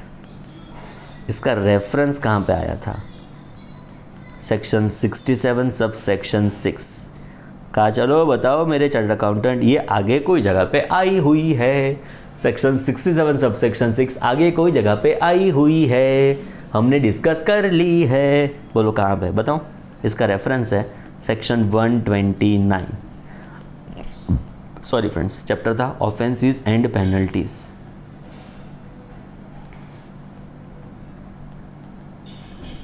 याद करो क्या था फ्रेंड्स, आपके गुड्स रास्ते में थे, ट्रांजिट में थे, तब आपने कुछ टैक्स इवेजन किया हो, ऐसा लग रहा हो तो in this scenario tax evasion सब आपने किया था, ट्रांजिट में आपने बराबर डॉक्यूमेंट्स नहीं रखे थे वगैरह वगैरह, कोई भी आपने टैक्स इवेजन किया है तो 129 में आपके गुड्स प्लस कन्वेंस को डिपार्टमेंट क्या कर सकता है, सीज। याद आया, सेक्शन 129 डिपार्टमेंट क्या कर सकता है, उसको सीज करने के बाद इमीडिएटली आपको नोटिस दी जाएगी। याद आ रहा है ये सब, आपको नोटिस दी जाएगी, ऑर्डर दिया जाएगा, सॉरी मैं मिस्टेक, ऑर्डर दिया जाएगा, ऑर्डर ऑफ व्हाट, डिटेंशन और सीजर, दोनों का ऑर्डर दिया जाएगा आपको, दोनों में से जो भी पॉसिबल होगा उसका ऑर्डर दिया जाएगा। उसके विद इन याद करो 1/4 डेज में हम गुड्स छुड़वाने के लिए जाएंगे। 1/4 डेज का टाइम कभी कम भी हो सकता है। जब आप छुड़वाने के लिए गए तब आपको नोटिस दी जाएगी, नोटिस में लिखा होगा amount to be paid for the purpose of release of goods. याद आ रहा है, बाद में वो पेमेंट कर देंगे, बाद में को क्या पास कर दिया जाएगा, उसका ऑर्डर। ये सारा डिस्कशन हमने खत्म किया था। बाद में एक पॉइंट पढ़ा था कि डिस्कशन भी किया था, याद हो तो आपको, कि ऐसे कोई भी गुड्स हो जो अर्जेंट बेसिस के ऊपर आके भिजवाने थे, आपको लगा कि ये गुड्स यहां पे वेट करे, मैं 40 डेज में जाऊं तब तक ये गुड्स वेट नहीं कर सकते, आगे कोई एक्सपोर्ट ऑर्डर पड़ा है, आगे कोई शिप पड़ी है, वेसल पड़ा है, फटाफट उसको जाना है आगे, तो मैं क्या करूंगा, तो उसको मैं प्रोविजनल बेसिस के ऊपर रिलीज भी करवा सकता हूं। याद करो 129, ना याद आ रहा हो तो एक बार नोट्स देख लो, हमारी याद आ जाएगा। 67 सबसेक्शन 6 के सेम टू सेम प्रोविजन वहां पे एप्लीकेबल होंगे। मतलब मैं चाहूं तो मेरे गुड्स प्रोविजनल बेसिस के ऊपर रिलीज करवा सकता हूं। जब मेरे गुड्स रास्ते में पकड़े गए थे एंड मुझे अर्जेंट बेसिस के ऊपर इस गुड्स को आगे पहुंचाना हो तो मैं मेरे गुड्स को रिलीज करवा सकता हूं ऑन प्रोविजनल बेसिस। वहां पे ऐसा लिखा था 129 में कि provisions of section 67 subsection 6 shall mutatis mutandis apply, का मतलब एज इट इज ये प्रोविजन फ्रेंड्स वहां पे एप्लीकेबल होने वाले हैं। याद आ रहा है, ओके। तो यहां पे क्यों लिखा, वापस एक बार समझो। मेरे गुड्स ट्रांजिट में थे तब मुझे रिलीज करवाने हैं ऑन प्रोविजनल बेसिस तो 129, बट मेरे गुड्स डिपार्टमेंट सीज करके ले गया, ट्रांजिट में नहीं थे, मेरे वहां पे ही थे, ट्रांजिट में होंगे तो 129 एप्लीकेबल होगा, बट गुड्स तो मेरे पास ही थे एंड डिपार्टमेंट उसको सीज करके ले जा रहा है। मैं कहता हूं सीज मत करो, ये गुड्स आगे पहुंचाने बहुत अर्जेंट है, तो कहना ना मैं तो ले ही जाऊंगा, तू ले जाएगा 6 मंथ में नोटिस भेजेगा, फर्दर 6 मंथ के पास तुम्हारा उसमें एक्सटेंशन आएगा तो मेरे ऑर्डर को बहुत तकलीफ पड़ेगी, बहुत बहुत बहुत अर्जेंट बेसिस के ऊपर रेसिपिएंट को जरूरत है, परचेजर मुझे बहुत बहुत टाइम लिमिट बोल के बैठा है कि इस टाइम के बाद नहीं आ सकते गुड्स और मुझे कंपल्सरी इस दिन के पहले मुझे गुड्स भिजवाने ही पड़ेंगे कोई भी सिचुएशन में, समझो। डिपार्टमेंट कहता है ठीक है सबसेक्शन 6 एक बार तू पढ़ ले, तो यहां पे मेरे गुड्स जो डिपार्टमेंट सीज करके ले जा रहा हूं ना फ्रेंड्स, वो मैं प्रोविजनल बेसिस के ऊपर छुड़वा सकता हूं, बट प्रोविजनल बेसिस के ऊपर छुड़वाने के लिए मेरे पास दो ऑप्शन, क्या दो ऑप्शन, वो उसको डिस्कस करेंगे सबसेक्शन 6 में। सिंपल वर्ड्स में, I may have my goods released on provisional basis, तो it is release of goods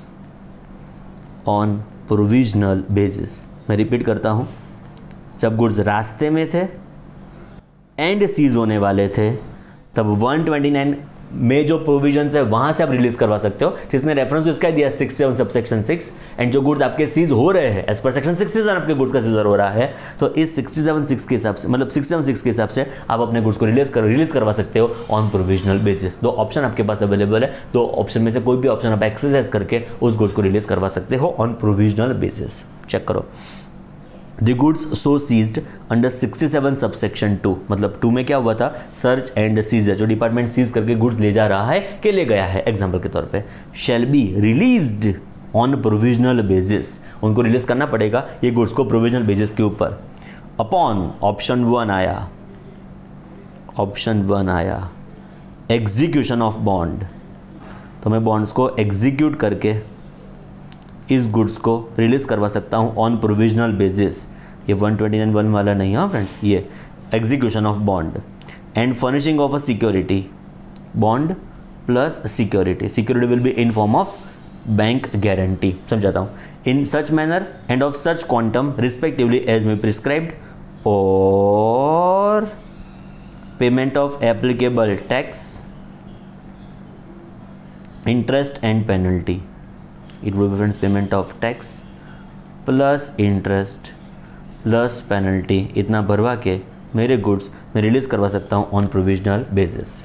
दो ऑप्शन मेरे पास अवेलेबल है। मुझे लग रहा है ये सीजर पूरा प्रोसीडिंग से गलत है, ये जो अभी हो रहा है तुम कर लो, बाद में मैं 100% अपील में जाऊंगा, तो मैं फ्रेंड्स उसके लिए अपील में जब जाना चाहूंगा तो इसका टैक्स इंटरेस्ट पेनल्टी अभी नहीं पे कर दूंगा, मैं बॉन्ड एग्जीक्यूट करूंगा। मैंने रिपीट किया है, आगे भी बताया था जब हमने ऑफेंसिव पेनल्टीज को डिस्कस किया, जब बॉन्ड एग्जीक्यूशन की बात है कि it is not like x limited के बॉन्ड्स के गोल्ड बॉन्ड्स मुझे लेटर से इन्वेस्ट करना है, ये अंडरटेकिंग होगा, जिसमें मुझे साइन करना है, ये जो भी पैसा मैंने लिखा है वो मुझे देने के लिए मैं लायबल हूँ, क्लियर, प्लस मुझे सिक्योरिटी फर्निश करनी पड़ेगी इन फॉर्म ऑफ बैंक गारंटी। उसके क्वांटम कौन बताएगा, डिपार्टमेंट मुझे बताएगा कि बॉन्ड सपोज 1 लाख रुपए का हो एग्जाम्पल के तौर पे, तो 50% बॉन्ड कर दो कि 30% बॉन्ड, 50% बॉन्ड का तुम सिक्योरिटी फर्निश करो कि 30% बॉन्ड का तुम सिक्योरिटी फर्निश करो इन फॉर्म ऑफ बैंक गारंटी। वो पैसा मुझे बैंक में डिपॉजिट करना होगा, इसके बेसिस के ऊपर बैंक गारंटी फर्निश करने वाला है, क्लियर, रेडी। तो इन दिस सिनेरियो आप बॉन्ड एग्जीक्यूट कर सकते हो plus security in form of bank guarantee. ऐसा नहीं करना, आपको पता ही है कि लो चाहिए मुझ में, ये गुड्स है वो सब मैंने लेटर से टैक्स इवेजन वाले ही है, तो मैं payment of tax interest penalty करके भी उस गुड्स को रिलीज करवा सकता हूं ऑन प्रोविजनल बेसिस। हमारे लिए ऐसा देखने के लिए जाए तो बेनिफिशियल प्रोविजंस है। आपके कोई भी गुड्स जो आगे आप ऑर्डर लेके बैठे हो उसके लिए फर्स्ट नहीं जाओगे, सीजर हुआ है तो उस कॉन्सिक्वेंसेज के ऊपर, मतलब सीजर के कॉन्सिक्वेंसेज के ऊपर आपका जो बिजनेस है वो नहीं अटक जाएगा। डेफिनेटली आप उसको रिलीज करवा सकते हो ऑन प्रोविजनल बेसिस। बोलो क्लियर, चकाचक।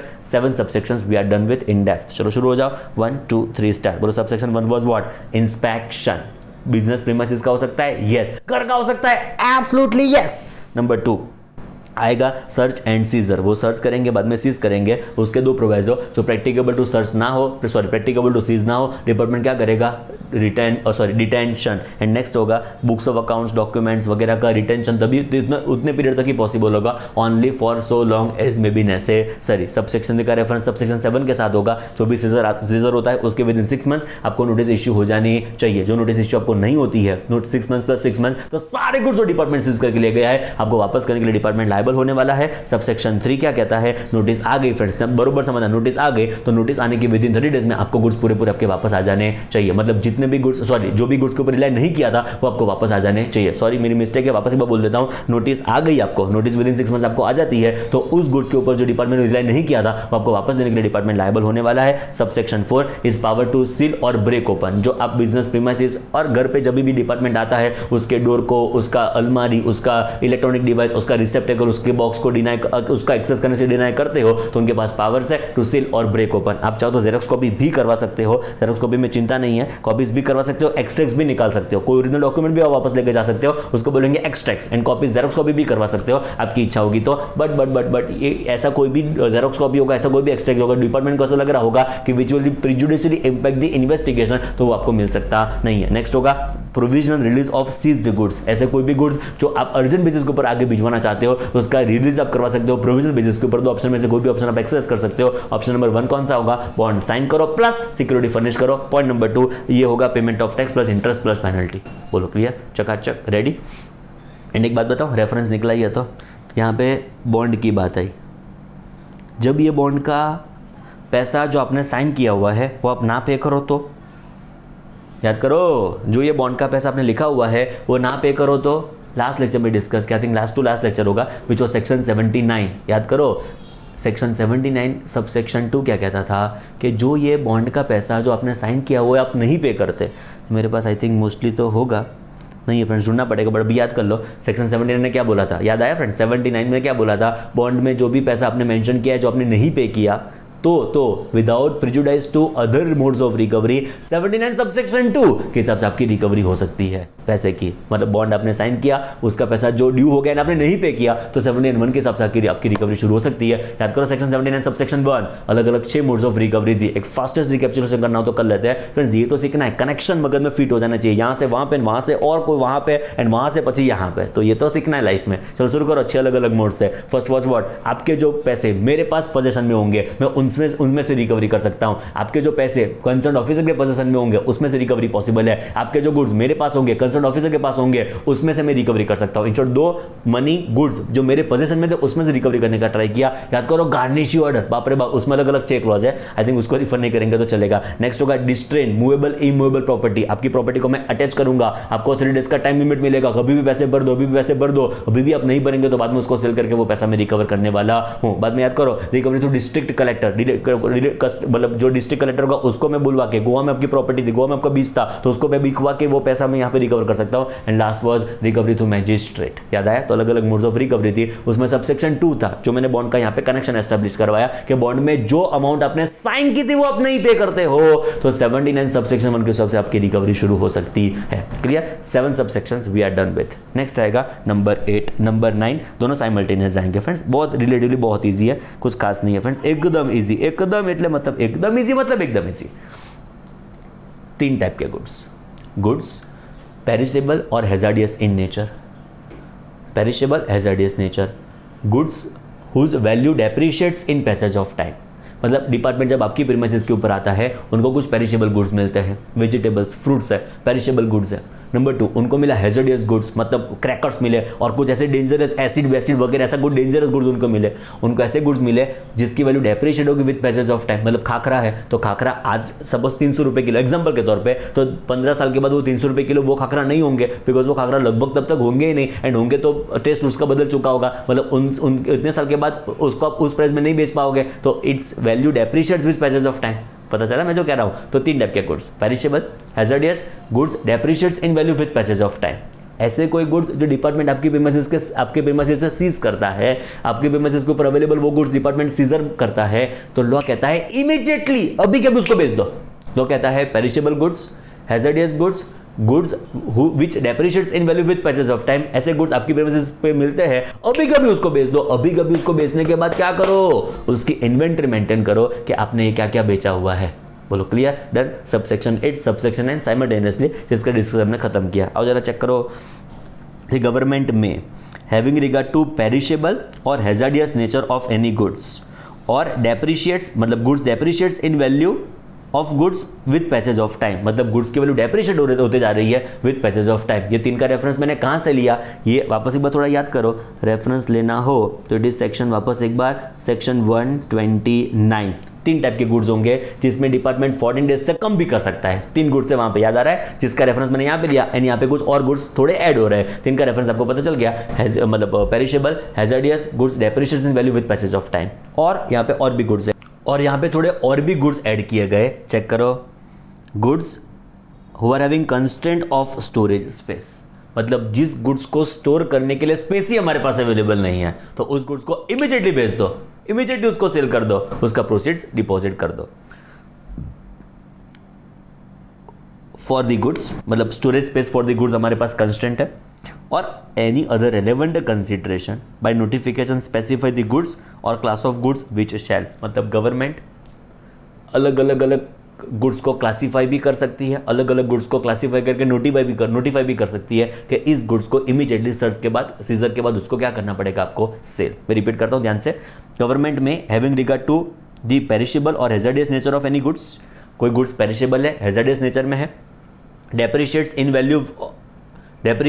इन value of goods with passage of time, goods की वैल्यू डेप्रिशिएट हो रही है with passage of time, constant of storage space for goods और any other relevant consideration by notification specify the goods और class of goods which shall, मतलब government certain goods को classify करके बता सकती है कि इस गुड्स का तुम क्या करो। तो क्या करना है, as soon as may after it seizure under 67 subsection 2, जैसे उसका सीजर खत्म होता है, it be disposed of by proper officer in such manner as may be prescribed, उसको इमीडिएटली तुम डिस्पोज ऑफ कर दो। डिस्पोज ऑफ करने के बाद क्या करना है, subsection 6, where any goods being goods specified under 67 subsection 8 hazardous nature, perishable nature, depreciates in value with passage of time, storage space का कंस्टेंट था, और अदर रेलेवेंट कंसिडरेशन जिस गुड्स को गवर्नमेंट ने नोटिफाई किया था, सेल करने के बाद क्या करने का, have been seized by proper officer और officer authorised by him under 67 subsection 2।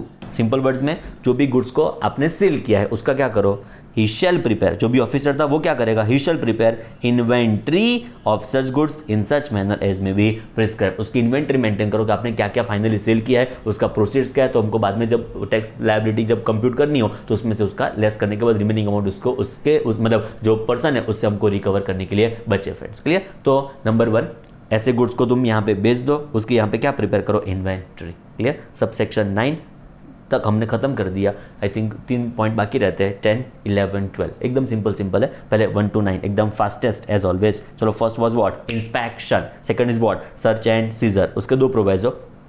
Practicable to seize ना हो तो उसका करेंगे डिटेंशन, एंड रिटेंशन का period only for so long as may be necessary. Subsection 3 आएगा कि जो 3 का रेफरेंस 7 के साथ सीजर के विद इन 6 मंथ्स आपके लिए नोटिस आ जानी चाहिए। सीजर के बाद नोटिस आ जानी चाहिए कितना टाइप का टैक्स पेबल है। नोटिस नहीं आती है तो सारे गुड्स वापस कर देने पड़ेंगे जो डिपार्टमेंट सीज करके ले गया है। नोटिस का पीरियड 6 मंथ्स प्लस 6 मंथ्स का एक्सटेंशन के साथ आपके पास अवेलेबल होगा। सबसेक्शन 3, सीजर के बाद जो नोटिस आपको आ जाती है तो विद इन 30 डेज आपको ऐसे गुड्स वापस आएंगे जिसके ऊपर डिपार्टमेंट ने नोटिस अब इश्यू की थी उसके ऊपर रिलाई किया नहीं था। नेक्स्ट आएगा सबसेक्शन 4, जो आप बिजनेस प्रीमाइसिस का और कोई भी प्रीमाइसिस जो एक्सेस करने के लिए आया है उसके डोर का, उसके अलमारी का, रिसेप्टेकल का, बॉक्स का, इलेक्ट्रॉनिक डिवाइस का एक्सेस डिनाई करते हो तो वो लोग, उनके पास पावर से टू सील और break open such things. And number 5, आप चाहो तो जेरोक्स कॉपी भी करवा सकते हो उनकी कॉस्ट से, एंड लेटर से आप एक्सट्रैक्ट्स में निकाल सकते हो। बट उनको ऐसा लगता होगा कि ये कॉपी निकालना कि एक्सट्रैक्ट ले जाना जो इन्वेस्टिगेशन को प्रिजुडिशियली इंपैक्ट करेगा तो आपको डिनाई भी कर सकते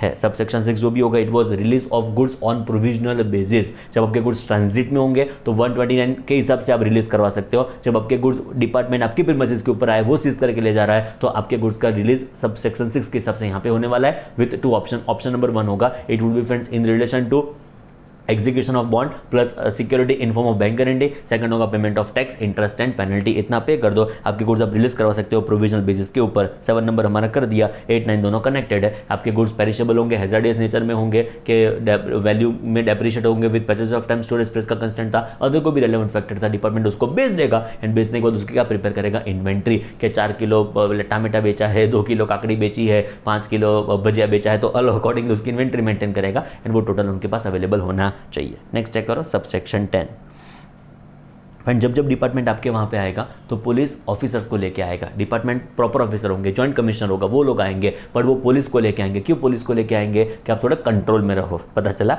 तो आप स्पेशल 26 याद करो, उसमें भी पुलिस को लेके वो रेड करने के लिए गए थे, जिसने पर्टिकुलर थोड़ा नेता के वहाँ पे गए थे, आपको थोड़ा पता होगा फ्रेंड्स, क्लियर? बाद में पूरा वो तो फेक था पूरा प्रोसीजर, बट लेटर से पुलिस ऑफिसर ऑलवेज उसको एक्कम्पनी करेंगे। ऐसा कहाँ पे लिखा है? यहाँ पे लिखा code of criminal procedure 1973 sub section 10, वो पुलिस को लेके जाएंगे।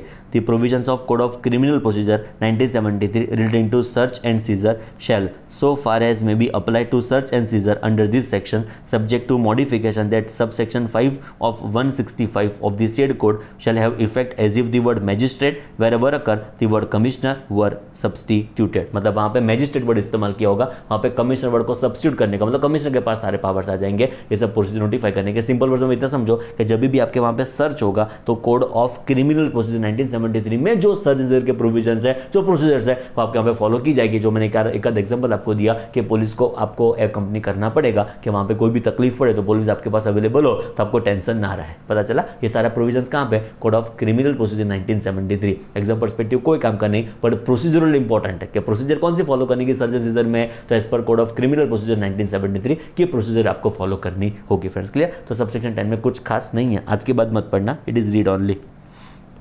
चलो next, number 11, where proper officer has reason to believe that any person has evaded और is attempting to evade the payment of tax he may for reason to be recorded in writing. कोई लग रहा है कि कोई person ने tax का evasion किया हुआ है और वो कोई प्रीमाइसिस छोड़ के भागने का ट्राई कर रहा है, he is attempting to evade.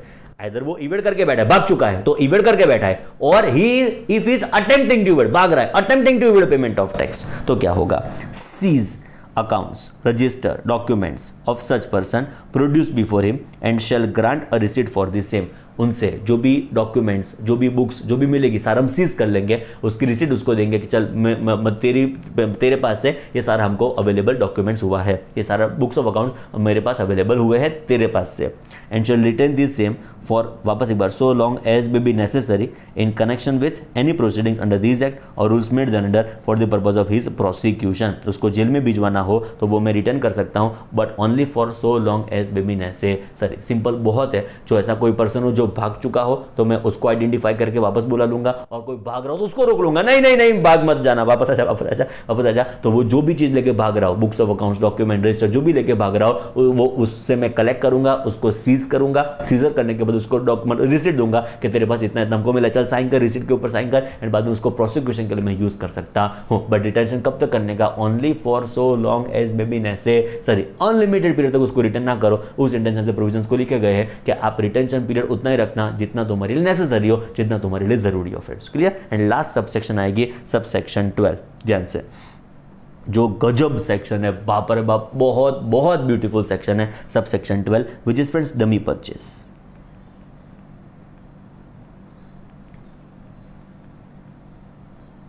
अभी देखो, सपोज मेरी शॉप है जिसमें डिपार्टमेंट को पता चला कि यहाँ पे टैक्स इवेजन हो रहा है, प्रॉपर ऑफिसर को पता चला कि यहाँ पे टैक्स इवेजन हो रहा है, डीसी को ऐसा लगा यहाँ पे टैक्स इवेजन हो रहा है, तो जैसी सिविल कपड़े में आएगा, वो अपने यूनिफॉर्म में नहीं आएगा, नॉर्मल कपड़े पहन के मेरी प्रीमाइसिस के ऊपर आएगा, मेरी शॉप के ऊपर आएगा, एंड कोई गुड्स परचेस करेगा। बहुत बहुत ब्यूटीफुल सेक्शन है, सब सेक्शन है, बरोबर समझने का ट्राई करो फ्रेंड्स। तो जॉइंट ऑफिसर, जॉइंट कमिश्नर मेरी प्रीमाइसिस के ऊपर आया, मेरी प्रीमाइसिस के ऊपर आके डमी परचेस करने का ट्राई करेगा। वो मुझे बोलेगा स्मिथ मुझे ये पर्टिकुलर गुड्स है, सपोज स्टेशनरी शॉप है, तो मुझे बोलेगा स्मिथ मुझे लगभग 500 पेन चाहिए, मैं बुटीक से मिल जाएगी, चिंता ना करो। तो मैंने 500 पेन फटाफट पैक करने शुरू की। ओके, 500 पेन मैंने उसको लेटर से डिलीवर दे रहा था, तब मैंने इनवॉइस उसका बनाना क्या सोचा, मैंने बोला चलो एडवांस पैसे दे दो, तो उसने एडवांस 500 पेन थी, तो समझो एक एक पेन 10-10 रुपए की होगी, तो उसने मुझे 5000 रुपीज दे दिया। तो 5000 रुपीज मैंने दे दिया, मैंने मेरे पॉकेट में रख दिया कि मेरे ड्रॉवर में रख दिया, एंड मैं इनवॉइस बना रहा था। जब इनवॉइस बना रहा था, तब उसने मुझे क्या बोला, स्मिथ इनवॉइस नहीं चलेगा, नहीं बनेगा, तो वो मुझे उत्साहेगा कि मैं उसके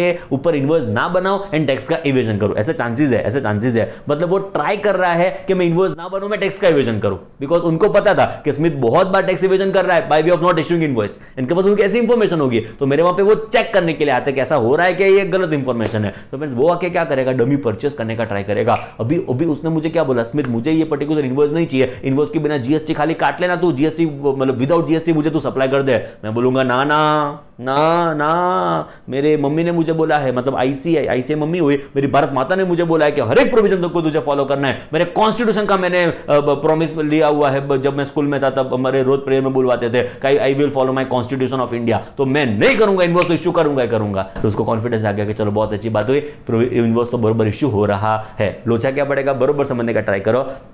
मैंने इनवॉइस बना दिया, आपको आपसे पैसे रिसीव कर लिए हैं, 5,000 रुपये प्लस जो भी जीएसटी होगा वो मैंने आपसे रिसीव कर ली है। मैं आपको इनवॉइस अभी इशू करके दे रहा हूँ, समझे आप? 5,000 प्लस जो भी जीएसटी होगा वो मैंने आपसे रिसीव कर लिया, मैंने आपको इनवॉइस इशू करके दे दिया।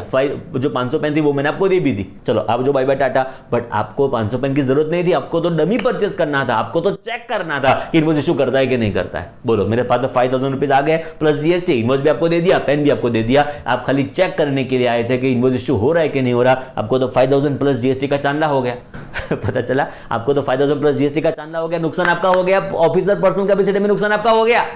तो कहता है देख, जब स्मिथ देख, मुझे बोला है लॉ, स्मिथ देख, जब डिपार्टमेंट का ऑफिसर ऐसा डमी परचेस करने के लिए आता है, तब जो वो गुड्स वापस करता है तो तू पैसे वापस करने के लिए लायबल है। जो वो परचेज रिटर्न करता है तो तू पैसे वापस देने के लिए लायबल है। इनवॉइस फाड़ के फेंक देना। बोलो, पता चला क्या हो गया? ओके, तो जो मैं आइडेंटिफाई हो जाता हूं कि मैंने टैक्स का इवेजन किया है, तो आप मुझे जो भी उसके प्रोसीडिंग्स होंगे वो तो आप मुझ पे इनिशिएट कर दोगे। बट जो ऐसा आइडेंटिफाई नहीं होता है कि मेरा टैक्स इवेजन है, तो जो आप मुझे गुड्स वापस करते हो तो मैं आपको पैसे वापस कर दूंगा, उसके इनवॉइसेस को भी मैं फाड़ के फेंक देने वाला हूं। ये प्रोसीजर लॉ ने मेंशन की है। बट एक जोरदार बात आपको बतानी है, इस सिचुएशन में पढ़ते पढ़ते बताता हूं फ्रेंड्स। पहले बता देता हूं, व्हाट अबाउट सर्विसेज? मेरी ऑनेस्ट है, मोर है, आप ऑनेस्ट में आते हो। टैक्स इवेजन नहीं हो रहा है ऐसा चेक करने के लिए, समझे आप? टैक्स इवेजन नहीं हो रहा है ऐसा चेक करने के लिए आप ऑनेस्ट में आते हो। पाव भाजी बरोबर 2 पाव भाजी खाते हो, मसाला पापड़ के साथ में, एक्स्ट्रा पाव के साथ में, चीज़ में पाव भाजी मंगवाई थी, चकाचक आपने जो भी मैक्सिमम हो सके पाव भाजी में उतना आपने कर दिया था। एंड पाव भाजी खत्म होने के बाद आपने बोला कि इनवॉइस नहीं चाहिए, टैक्स के बिना आपको पेमेंट कर देंगे। मतलब ना, इनवॉइस तो होगा ही होगा, टैक्स तो लगेगा ही लगेगा कोई भी सिचुएशन में। एंड मैंने आपको इनवॉइस इशू करके दिया, आपने मुझे पैसे दे दिए। आप तो चेक करने के लिए, ऐसा सर्विसेज के केस में मैं इनवॉइस बरोबर कर रहा हूं कि नहीं कर रहा हूं, ऐसा चेक करने के लिए आप आए थे। बोलो, अभी क्या करोगे? पाव भाजी मुझे वापस कर दोगे एंड मैं आपको इनवॉइस वापस कर दूंगा। पता चला क्या हुआ? पाव भाजी वापस करो, मैं आपको इनवॉइस वापस कर दूंगा। ऐसा पॉसिबल कैसे होगा? पाव भाजी तो खा के बैठे हो। बोलो, अभी क्या होगा? लॉ कहता है गुड्स के केस में सप्लायर आपको पैसे वापस करेगा, सर्विस के केस में ऐसे पैसे वापस मिलने वाले नहीं है। कंज्यूम करके बैठे हो सर्विसेज, पैसे वापस मिलने वाले नहीं है, वहां पे आपको पैसा भूल जाना पड़ेगा फ्रेंड्स इस सिचुएशन में। क्लियर? तो डमी परचेज ऑफ गुड्स होगा, तो आप जो मुझे गुड्स वापस करोगे तो मैं आपको पैसे वापस करने वाला हूं। कितना ब्यूटीफुल सबसेक्शन, ध्यान से पढ़ना। द कमिश्नर और officer authorised by him may cause purchase of any goods और सर्विसेज और both by person authorised by him. Commissioner कोई पर्सन को ऑथोराइज करेगा, ऑफिसर को ऑथोराइज करेगा for business from business premises of any taxable person. क्यों वो purchase को कॉज करवाएगा? क्यों वो परचेज करवाएगा?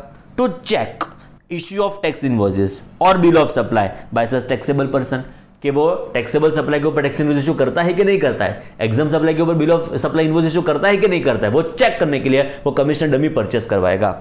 एंड सबसे इंपॉर्टेंट, ऑन रिटर्न, जो आप मुझे गुड्स वापस करते हो, but return of what? Return of what? Return of what? Goods. आप मुझे गुड्स वापस करोगे तो क्या होगा?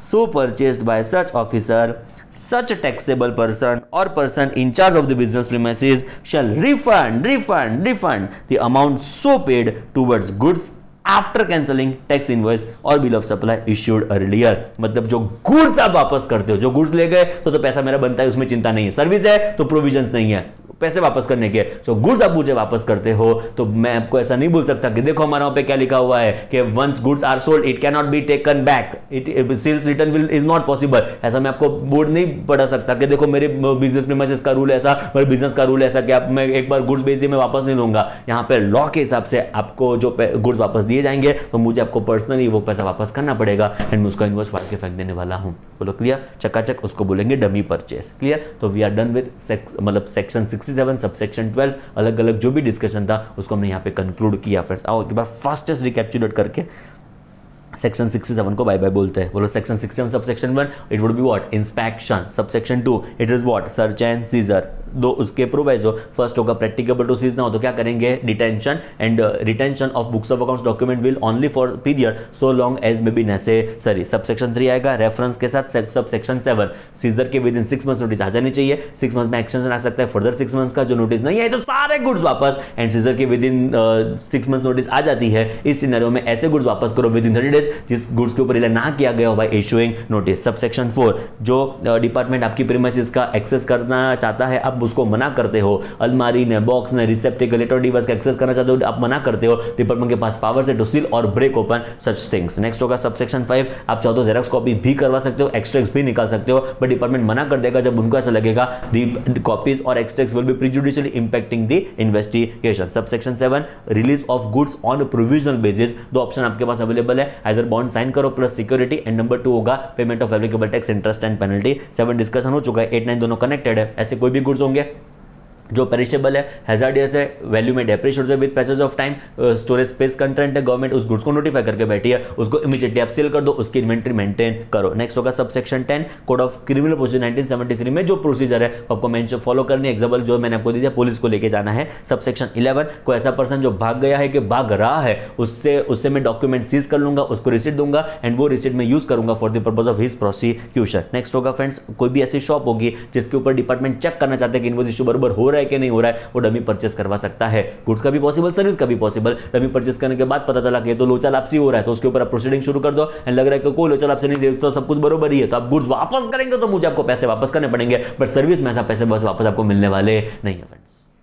होपफुली सब कुछ पता चला होगा in relation to section 67 subsection 1 से लेकर सबसेक्शन 12। आगे के सेशन में हम डिस्कस करेंगे, पहले उसका क्वेश्चन ट्राई करेंगे। क्वेश्चन नंबर 2 बहुत इंटरेस्टिंग क्वेश्चन है जिसको हम ट्राई करेंगे। आगे के सब्सिक्वेंट सेशन में हम देखेंगे basic requirements to be observe during search के टाइम क्या क्या ध्यान रखना है। एक्चुअली ये लॉ में नहीं है, इट इज़ नॉट अबाउट 67, ये एक्चुअली हमारे स्टडी मटेरियल में लिखा हुआ है जो मुझे आपको समझाना पड़ेगा, बिकॉज मम्मी ने अपने कंटेंट में इंक्लूड किया है, सो मेरी रिस्पॉन्सिबिलिटी आपको ये समझाऊँ, आपको याद रखवाने का ट्राई करूँ। तो बेसिक रिक्वायरमेंट्स क्या क्या फॉलो करनी पड़ेगी ड्यूरिंग दिस सर्च, वो उसका डिस्कशन हम करेंगे, तब जाकर हमारा एग्जैक्ट सर्च खत्म हो जाएगा। बाद में आएगा section 68 which is inspection of goods in movement. ये जो हमारे पास ई वे बिल है ना फ्रेंड्स, ई वे बिल, उसके पावर्स ये सेक्शन 68 से आए, मतलब जो भी रूल 113 हमारे पास ई वे बिल का है उसके पावर्स यहाँ पे छुपे हुए हैं, विच इज सेक्शन 68, जिसको हम सब्सिक्वेंट लेक्चर में डिस्कस करेंगे। Next is power to arrest. देखो ये फ्रेंड्स चैप्टर मेरे लिए बहुत ईजी क्यों है पता है, बिकॉज सारे रेफरेंस हम ऑलरेडी करके बैठे हैं। देखो सेक्शन 132 बोलो, याद आ रहा है, इम्प्रिजनमेंट, अरे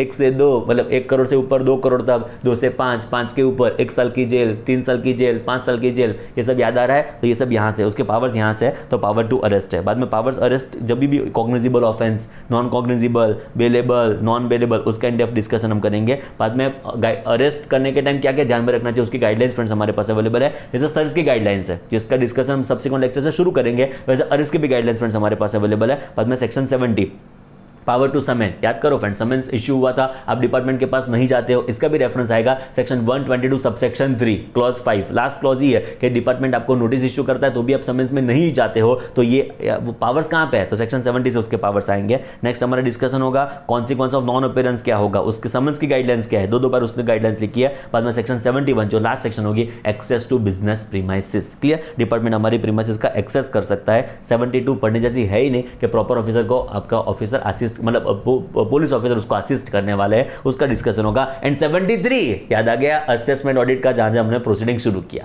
पता चला एग्जैक्टली। तो ये जो सब्सिक्वेंट सेक्शंस होगी हम नेक्स्ट सेशन में उसको कंक्लूड कर देंगे, बट मेरी दिल से रिक्वेस्ट है कि सेकंड लेक्चर आप देखना शुरू करो, उसके पहले क्वेश्चन नंबर 2 आप एक बार खुद से ट्राई कर लेना। क्वेश्चन नंबर 2 पहले आप खुद से ट्राई करना, बाद में सब्सिक्वेंट लेक्चर में मैं यहाँ से शुरू करूँगा फ्रेंड्स, क्लियर। होपफुली सब कुछ पता चला होगा। All the very very best friends, thank you so much.